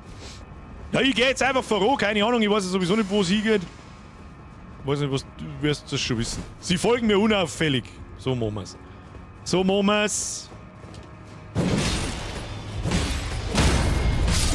Eine Zimmer ins Viech. Was haben wir da noch? Ich glaube, dass da links einer ist. Du nimmst links, ich nehm rechts. Machen wir so. Sehr schön. Der genießt die Aussicht. Oh! Oh! Machen wir Pro Gaming. Wo bist du? Wo bist denn du? Wo bist denn du? Ich kann ihn nicht sehen. Aber der rechte schaut wütend aus.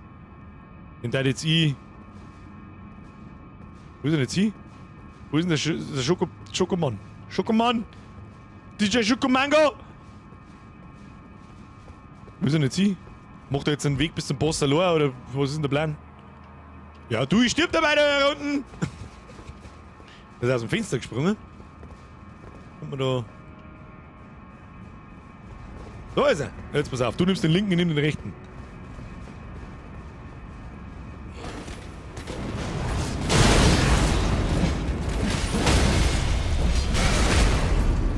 Mach da einfach nein prügeln!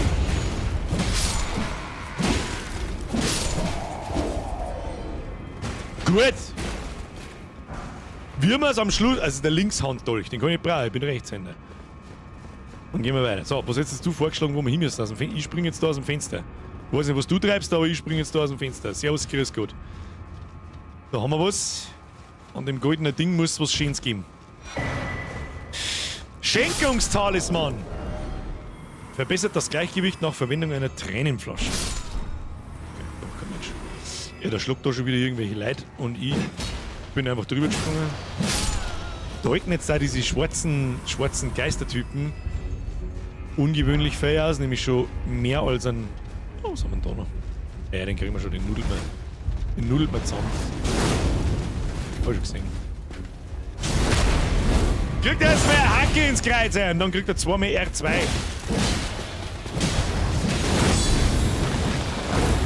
Dann schmiert er uns noch schnell eine. Easy! Goldener Schwur. Was ist das? Verbrauchte FP, um Angriff und Verteidigung zu erhöhen. Ach, das ist ein Verbrauchsgegenstand. Ja gut. Brauchen wir nicht. Wir gehen mal da lang. Das ist deiner, den lasse ich die mal. Was?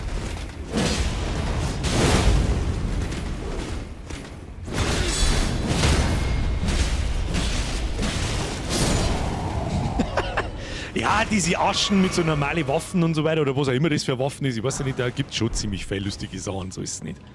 So ist das nicht, aber mit der Einhand gibt es aber nicht so recht viel. Ja, aber schauen wir aus. Graben wir da einmal nach.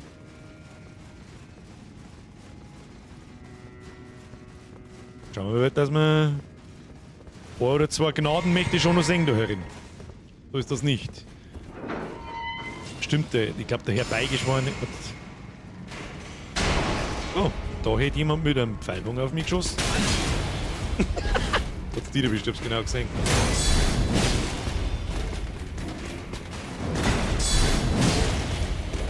Ich würde gerade sagen, vermöbelt du einmal den Typ da hinten. Ich vermöbel den da. Für das haben wir zu zweit gekommen, ne? Richtig so. Und gleich noch eines gezwirbelt. Und gezwirbelt und es hat sich ausgezwirbelt. So, da bin ich schon mit meinem fertig. Oh, er ist auch fertig. Ah! Jetzt habe ich schon dreimal die Rüstung da. Schattenreich Gedüdel. Da schaut es mir fast ein bisschen so, als wäre man da schon gewinnen. Irgendwann mal. Ja, haben wir da heilige eingelebt. Ja, sehr schön. Skalieren die HP der Gegner, wenn man zu zweit spielt? Das ist was, das weiß ich nicht. Vorher hat schon jemand gesagt, dass der Boss um 50% mehr Leben kriegt. Irgendwas ist jetzt am Arsch der Welt auch gestorben. Da vorne ist was gestorben.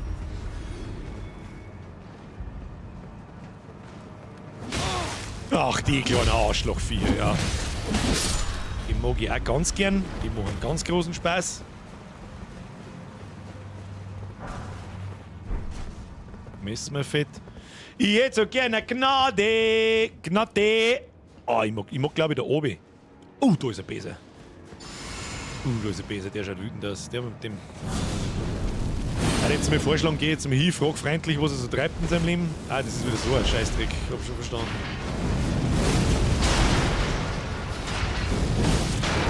Gleich mehr sauber nicht. Also wenn du das so auch noch zu zweit durch die normalen Gegner durchrasierst, dann fight normal nix. Außer ein Invader kommt, dann hast du ein Problem. In den meisten Fällen. Weil in der Regel spielen auch fast wahrscheinlich, gut, jetzt am Anfang, wo der DLC rausgekommen ist und die Spielerzahlen wieder so ganz krass hoch sind, haben natürlich auch mal Leute dabei, die vielleicht nicht so krass sind. Aber in 3 Monaten, ja, da sind wir schon her. Oh, da ist eine Statue vom vom Boss, hä? Weißt du, was mir ein bisschen abgeht? Ich darf normalerweise alles viel besser absuchen. Normalerweise. Das geht mir da so ein bisschen ab, wenn ich zu zweit bin. Irgendwie aus irgendeinem Grund. Automatisch. Weiß nicht warum. Weiß nicht warum. Weil man weil ich bin nicht vorsichtig, ich renne einfach, wird schon passen. Ich weiß es auch nicht. Runenbogen. Schauen wir noch, was man da noch so finden kann. Oh, ist das Invasion! Den da schlagen wir noch.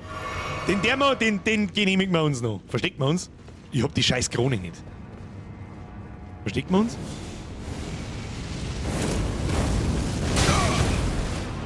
Ah ja.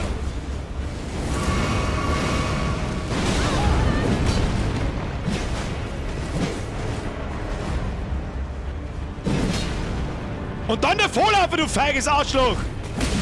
Auf das hast du also gewartet, okay.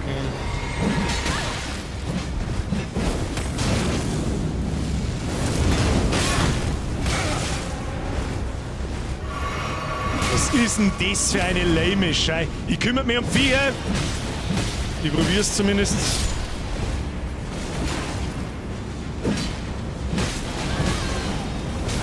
Ja, die gibt mir einen Ausdauer-Debuff.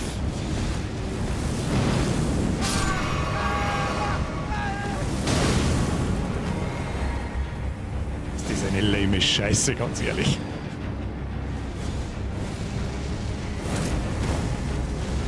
Ist das eine lame Dreckscheiße?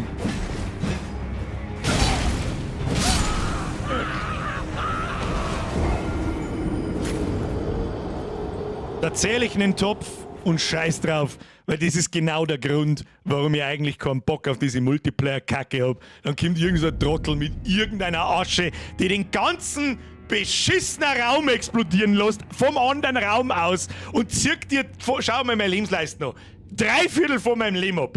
Komm, hör mir auf. Totaler Kass. Totaler Scheißdreck. Mr. Stefan! Wir haben uns gut geschlagen bis dahin. Hat überall hingelangt. Am Mittwoch spielen wir genau an dieser Stelle weiter, aber solo. Sonst passiert die ganze Zeit so ein Scheißdreck da und das ist einfach nur, keine Ahnung, totaler Kass. Totaler Kass. PvP gefällt mir ehrlich gesagt den Dark Souls nicht. Wenn dann nur zum Cheesen. Ich trinke für euch 2 mit, das tust freier. Ganz ehrlich, wenn dann nur zum Cheesen, was ich mal ganz lustig finden da, ist, wenn wir einen ganzen Multiplayer-Abend machen. Aber wir holen uns vorher, wie soll ich sagen, da gibt es eine Krone, das ist ein Item. Und dann können Sie meine Mates, die einer beschwören, was übrigens 2 sein können maximal, da in so einen Raum einstellen, die Krone benutzen oder irgendein Item oder was auch immer. Und dann verwandelst du in einen Gegenstand aus der Umgebung. Zum Beispiel in den Laternenständer, also in den Kerzenständer da. Oder in einen Stor. Oder in einen Stuhl oder in eine Kerzen oder in irgendwas. Und dann kannst du die verstecken. Und dann kämen wir, sich eine Pimmel wie da gerade, die können wir dann anlocken. Ich laufe da umeinander und stelle mich oben der letzte Vollidiot. Und dann springen irgendwann die 2 Kerzenvierer und dann der Schlummers. Kann man nicht so zweit in Ruhe die Story zocken? Da bin ich mir jetzt nicht ganz sicher. Ich glaube, es gibt Items, wo du diese Invasoren, die dann kommen, also andere Spieler, die PvP umbringen wollen, dass man das unterdrücken kann. Glaube ich, bin mir aber nicht sicher. Kann gut möglich sein, dass die immer kommen können. Aber mit einem gewissen Zeitabstand. Das hast du jetzt auch gemerkt, der andere, das war meine erste Multiplayer-Session in ganz Elden Ring. Ich habe noch nie Multiplayer gespielt vorher. Hat das genau 20 Sekunden dauert gefühlt und dann war der Invader herin. Dann haben wir gestorben. Und dann haben wir eigentlich relativ weit jetzt gekommen und wie lange haben wir nochmal angelaufen? Gute 20 Minuten, bis der nächste Invader kommt. Also du wirst dann nicht sofort invaded und umgebracht die ganze Zeit, aber es passiert irgendwann. Dann hat sich's erledigt mit Elden Ring. Irgendwie muss es gehen. Irgendwie, glaube ich, geht's. Passen wir auf. Haben wir nicht irgendwo Multiplayer-Items? Wie der Finger und den ganzen Scheißmist da? Ist der nicht da ganz unten irgendwo? Ja, da, jetzt pass auf.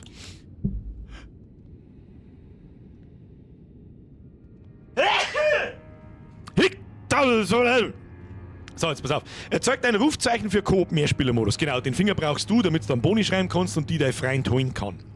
Das Ding. Sendet Coop-Rufzeichen an Herbeirufungsreserven. Das weiß ich nicht, was das tut, keine Ahnung. Erzeugt Rufzeichen für Wettkampf-Mehrspieler-Modus. Ich glaube, das musst du hinschreiben und dann wirst du automatisch in so eine Welt geportet, der halt PvP machen will. Das bedeutet, wenn du einen Später dabei hast. Was das da ist, versucht eine Invasion der Welt anderer Spieler. Na, das ist das Ding. Versucht eine Invasion der Welt anderer Spieler. Warum das zweimal das gleiche ist, weiß ich nicht. Versucht eine Invasion der Welt anderer Spieler. Warum ich dreimal den gleichen Film, weiß ich nicht. Lockt Eindringlinge an, das ist die Spotterzunge, dann kämen erst recht Invader, wenn einmal Cooldown ist.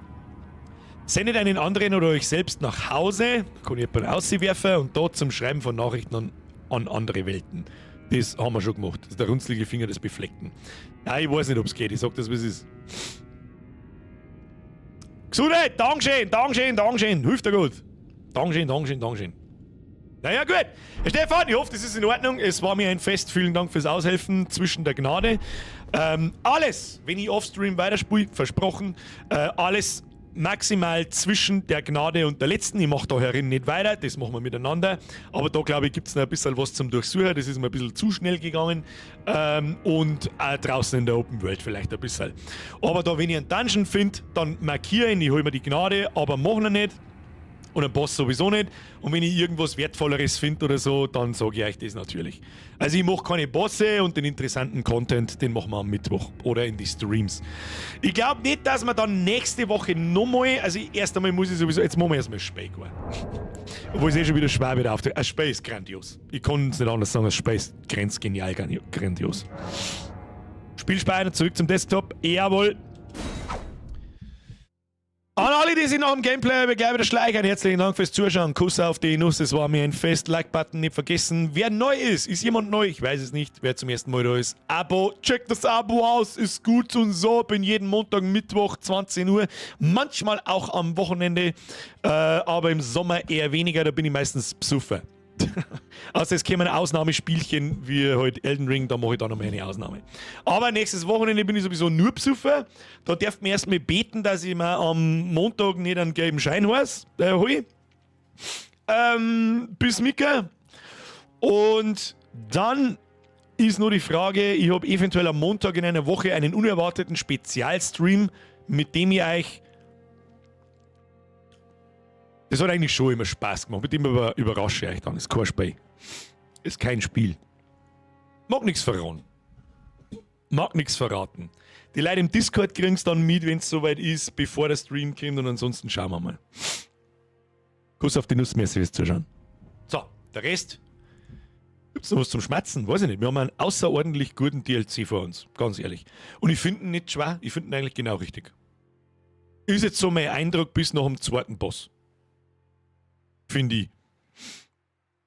Man muss halt die Open World erkunden, um diese Baumdinger zu finden, dass man, ich glaube, jetzt Baumfragmente, das man findet, also das Progress-System im DLC, bringt 5% auf den Schaden und aufs Aushalten, pauschal, innerhalb vom DLC. Und wenn wir jetzt da schon bei Simi sind, dann haben wir schon 35% mehr Damage und 35% mehr Aushalten. Und das bin ich mir sicher, dass man das gespielt. Trotzdem, die Mobs und Gegner machen schon gewaltig viel Schaden. Das muss ich schon, 2 Hits dort. Mama, warum glänzt der fette Sack im Internet so? Das kann ich dir sagen, weil es da herin fast 30 Grad hat. Das Real Good Girl fragt, hast du ein Projekt wieder mal weitergemacht? Nein, leider Gottes noch nicht. Ich habe fast 3 Monate lang so krass viel Zeit investiert, dass ich richtig schnell, richtig rapide, fast von einem Tag auf den anderen, wie ich mit was Bestimmten, so halbscharig wie mit allem, was bis jetzt da ist, fertig war, abgebogen habe und gesagt habe, jetzt muss einmal eine Pause her. Bis ich wieder Bock kriege. Die kriege ich mit Sicherheit. Da steckt mittlerweile einfach zu viel Zeit drin, dass ich das nicht irgendwie mal weitermache. Aber momentan brauche ich eine Pause. Das war zu narrisch. Den ganzen März, den ganzen April und den ganzen Mai habe ich nur Spiel programmiert. Das war völlig narrisch. Ich habe alles um mir und um aus dem Fokus verloren. Ich glaube sogar, dass der Stream ein bisschen drunter gelitten hat. Sage ich jetzt, wie es ist. Weil ich an nichts anderes mehr gedacht habe. An nichts. Und das betrifft natürlich auch das Real Life, das ich auch noch irgendwo habe und Arbeit und alles sehe. Und das ist nicht gut. Was ist mit der Kugel rausgekommen? Eigentlich hätte ich heute neue Platten kriegen sollen. Gekriegt habe ich es natürlich nicht. Das ist der Song dazu. Ich schaue noch genauso aus wie vorher. Alle Schränke sind fertig aufgebaut, aber ich habe keine Platten drauf. Ich kann keine Elektrogeräte einschneiden, ich kann nichts machen. Spüle kann ich nicht einschneiden, Ofenplatten nicht einschneiden, nichts kann ich festmachen, nichts. Und ganz ehrlich, langsam ist es mir scheißegal. Und so ist es noch einen Monat dauern. Jetzt ist es auch schon wurscht. Am Wochenende kannst du dich sauber resetten. Ich sag das, was ist, da werde ich mich so resetten, dass ich die ganze Woche drauf ziemlich hautig beieinander sein werde. Darum werden wir mir nächsten Montag, ich hab euch schon erzählt, das ist der harte Kern noch da, habe ich euch schon erzählt, ich würde gerne mal wieder ein Video-Review machen. Von Epsi, wo ich nicht direkt Fan ist, vielleicht zu viel gesagt, aber ich feiere jetzt schon gescheit, das ist ziemlich cool, das ist ein sau cooler Unterhaltungswert. Sie heißen Roofless TV, bringen jeden Montag ein neues Video, haben 2 Österreicher, super geile Affen, die nur Blödsinn labern und sie gar nichts scheißen und sie in jedes kleines Loch zwickern und so Lost Places besuchen. 1 bis 2 pro Video, das dauert so 20, 30 Minuten und das würde ich gerne einfach miteinander anschauen. Da kommt jeden Montag kommt eine neue Folge. Ich habe noch nicht alle gesehen, die es gibt, aber das ist zum Einschlafen, ist das super awesome und das würde ich einfach gerne mal miteinander anschauen, weil wir es kennen. Das super lustig ist und nach dem Volksfest ist das easy Content und da muss ich nicht viel da außer da sitzen und lustige und um Punkt 10 werde ich wahrscheinlich ausschalten müssen, weil ich sonst stirb. Was ist mit dem Spalt beim Fenster oder wo der ist rausgekommen? Was ist mit dem Spalt beim Fenster? Ja, da habe ich jemanden, der das kann, ein Kumpel von mir, der das kann. Die Fußbodenleisten, oder warum sage ich Fußbodenleisten? Die Leisten, die wir zwischen Küchenplatten und Wand machen, damit die Küchenplatten ein bisschen bei der Vierer fährt. Der kann mir das so gezielt ausfräsen, dass da drin das Fensterbredel verschwindet. Und dann ist es gerade. Und dem glaube ich auch, dass er das kann. Und dann passt es. Welcher Boss war für dich asozialer, der Fuchur oder die Ritterzenz? Der Fuchur. Weil dort die Kamera so fucked up ist. Und weil es nicht siehst, was er macht und wann er es macht und dann ist die Kamera wieder irgendwo, dann fliegt er wieder irgendwo umeinander und löscht wieder einen ganzen Raum, wenn er sich dreht mit seinem Scheißen so. Das ist aber 5 vor unfair. Die Ritterzenz ist reines Lernen. Reines Lernen der Attacken.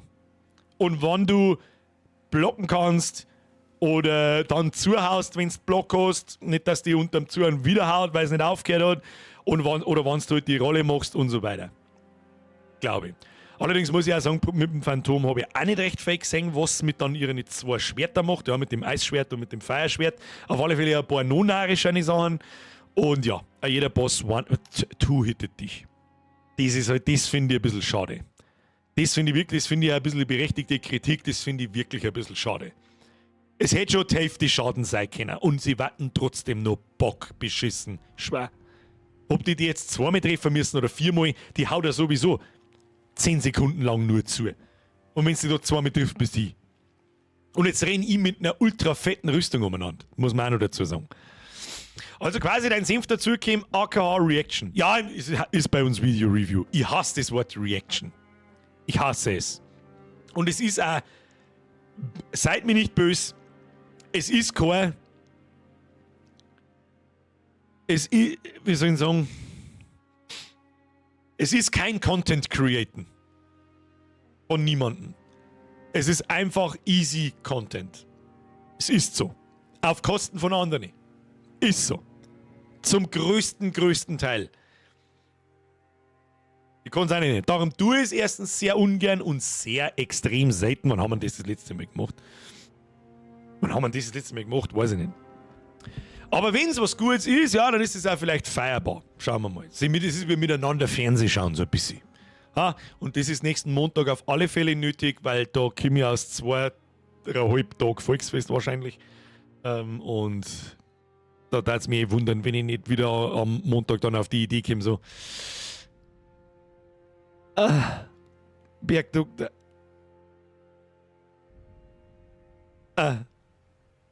Machen wir nächsten Montag. Und dann schieben wir Elden Ring noch mehr auf einen Mittwoch. Ja, dann haben wir noch mindestens 2 Streams vor uns und dann wird es wahrscheinlich zack.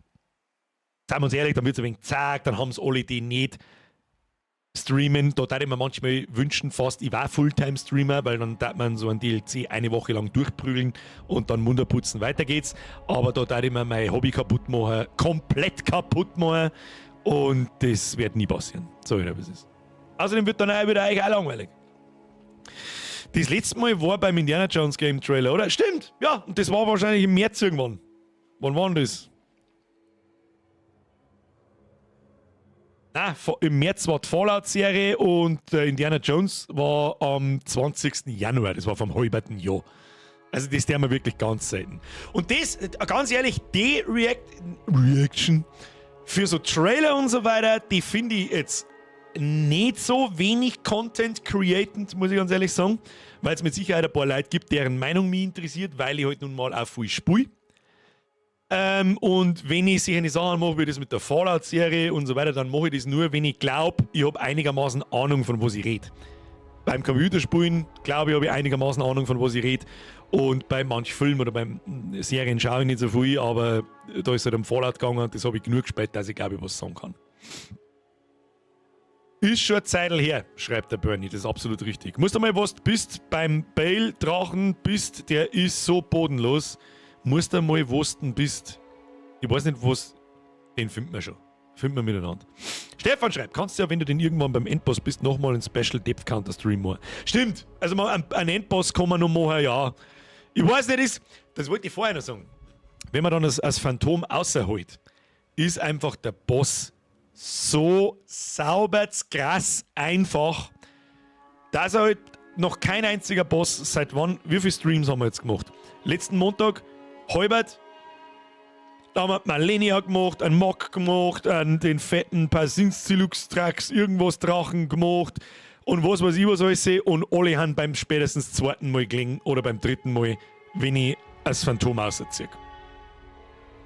Ist einfach zu krass. Beide Bosse da jetzt, wir haben es solo ein paar Mal probiert. Ist machbar, sage ich ganz ehrlich, ist mir aber zu viel Stress, vor allem im Stream. Das mag ich dann nicht, wenn dann eine Stunde lang nur danach will ich dann nur wirklich richtig lästig und dann sagt, dann kannst du Glück rauspassen und ich sage, komm, pack mir das was mit Elden Ring. Mach zu. Du sollst mir nichts gewinnen und spiel was anderes. Endboss geht kein Phantom, finde ich. Das stimmt irgendwo. Wenn du aus einem 3-Minuten-Trailer 30-Minuten-Video machst, ist das kein easy Content, du besimpfst genug dazu. Deswegen brauche ich ja immer für die kurzen Videos so ewig lang in die Reaction-Videos und selbst dann komme ich mir noch blöd vor, weil das weiß ich auch nicht. Ich finde einfach, das ist kein Content createn. Irgendwie. Naja. Stefan schreibt, der greift sofort an. Oh. Ja, dann muss man da kurz mal. Schauen wir uns so. Schauen wir mal. Spielst du halt mit dem Sprühflaschel, wo du neu gekriegt hast. Machen wir es uns extra schwer, weil es noch nicht schwer genug ist. So. Ich finde, für mich hat es außerhalb der Welt, abgesehen von den Endbosse, hat es genau den richtigen Schwierigkeitsgrad. Ich finde es super geil. Ganz ehrlich.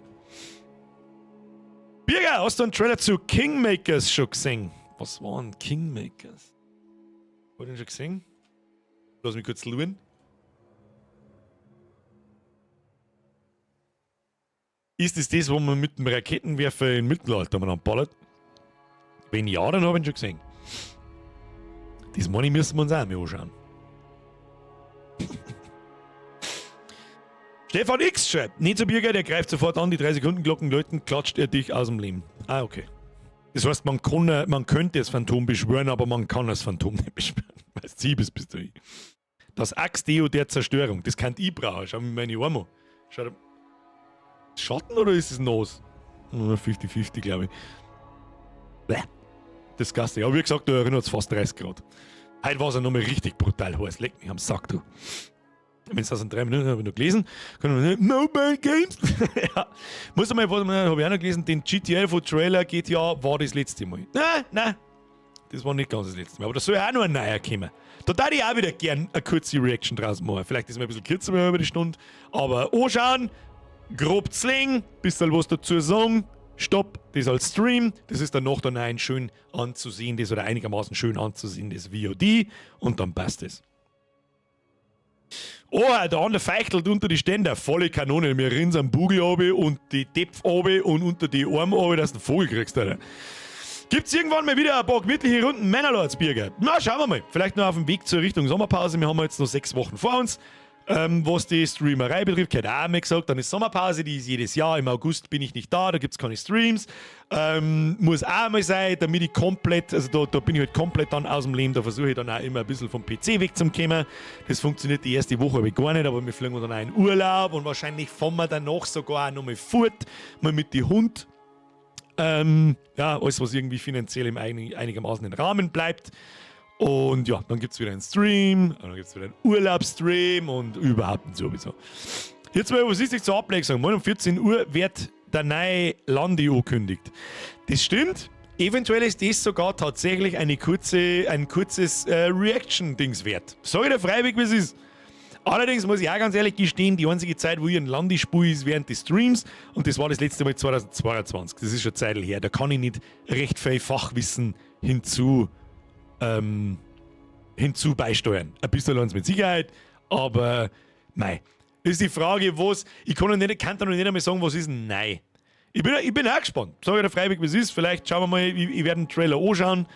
Und wenn ich außersehe, es wäre wert, dass wir einen Stream einschalten, wir schauen uns miteinander, zlängen wir das und schmatzen ein wenig drüber. Allerdings geht da ein bisschen verloren, dass ich meinen Trailer vorher nicht anschaue, auf was ich normalerweise sehr viel Wert lege. Geht halt da dann nicht. Ich kann es nicht abschätzen, ob da nur ein CGI-Trailer kommt oder wirklich Gameplay mit Entwicklerkommentar und so weiter. Nein, ist nur der erste Teaser, man sagt dann nichts von Ingame-Grafik, okay. Also das ist wahrscheinlich ein Trailer bis letztes Mal, aber wo wir letztes Mal Doom-Musik drüber gelegt haben und es hat genauso passt. Und ja, weiß man schon, wann er kommt? Also es wird dann veröffentlicht, wann er veröffentlicht wird. Kann das noch dieses Jahr sein? Bitte jetzt mir das nicht, ich habe eigentlich überhaupt keinen Bock auf einen Monat Landi. Barbarian Dream, PAX Day musst du auf dem Schirm haben, kann mal eine gemütliche Community gezockt werden. Ja, das habe ich auf dem Schirm und das wird auch gerade gnadenlos abgestraft, dass das alles bloß noch lange nicht fertig ist. Schade drum. Habe ich auch beim Iceman habe ich das auch gesehen. Aber das soll alles bloß noch nicht wirklich gut laufen. Sowas würde ich mir auch mal wünschen, ja. Da darf ich auf Ashes of Creation warten.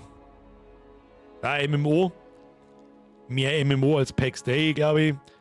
Oder PAX D, oder was weiß ich, wie man es ausspricht. Mal gucken, das ziemlich gut ausgeschaut hat. Naja!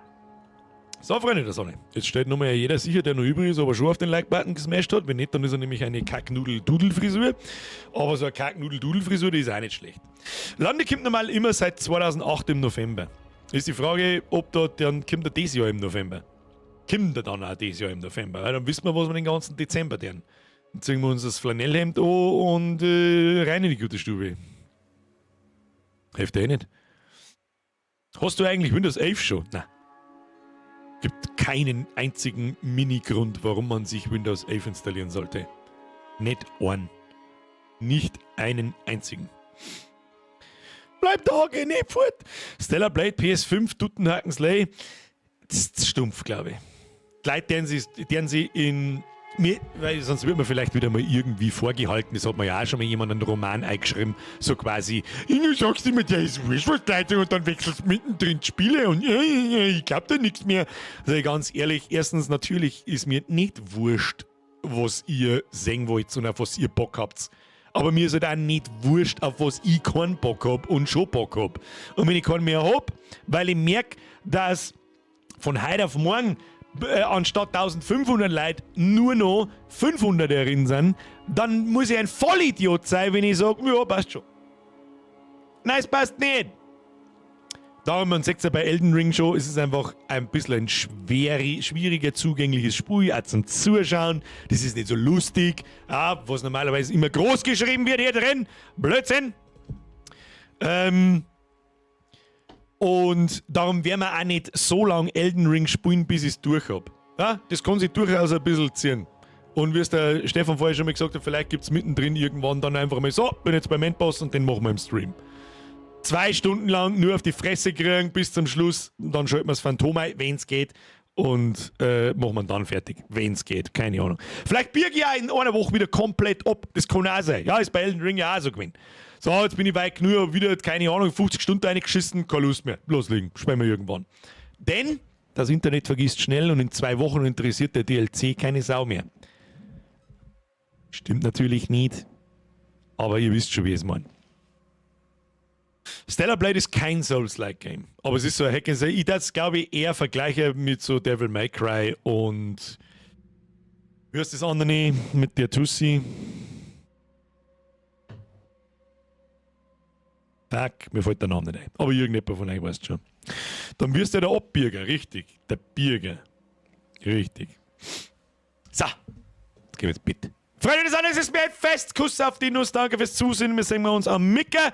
Dann machen wir dieses Schloss fertig und den Boss, der dahinter ist. Ich meine, einen haben wir schon. Das ist der Hippo, war auch ein richtiger Boss offensichtlich.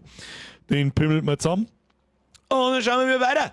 Und dann ist für mich erstmal fucking 5 Promille Time und dann schauen wir, ob wir uns nächste Woche sehen. Auf irgendeine Art und Weise mit Sicherheit. Wir werden sehen. Vielen Dank für alles. Ich hoffe, die Leute sind noch da. Danke für die ganzen Donations. Danke für die neuen Mitgliedschaften. Heute war einer dabei, glaube ich. Bin mir nicht sicher. Am Freitag einen Haufen Leute dazugekommen. Ich weiß nicht, was da los war.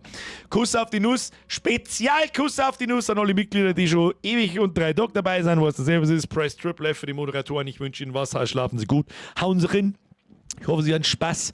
Bis Mittag 20 Uhr. Dazu habe ich noch Schnee hergehabt. Und weißt du, was du nicht vergessen darfst? Oder muss ich es nochmal sagen?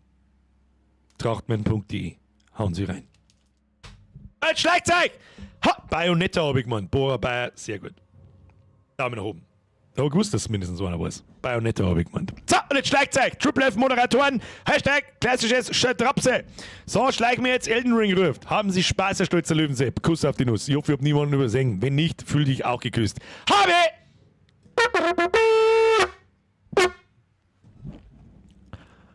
Oh, Bäcker. Mit dem Brot!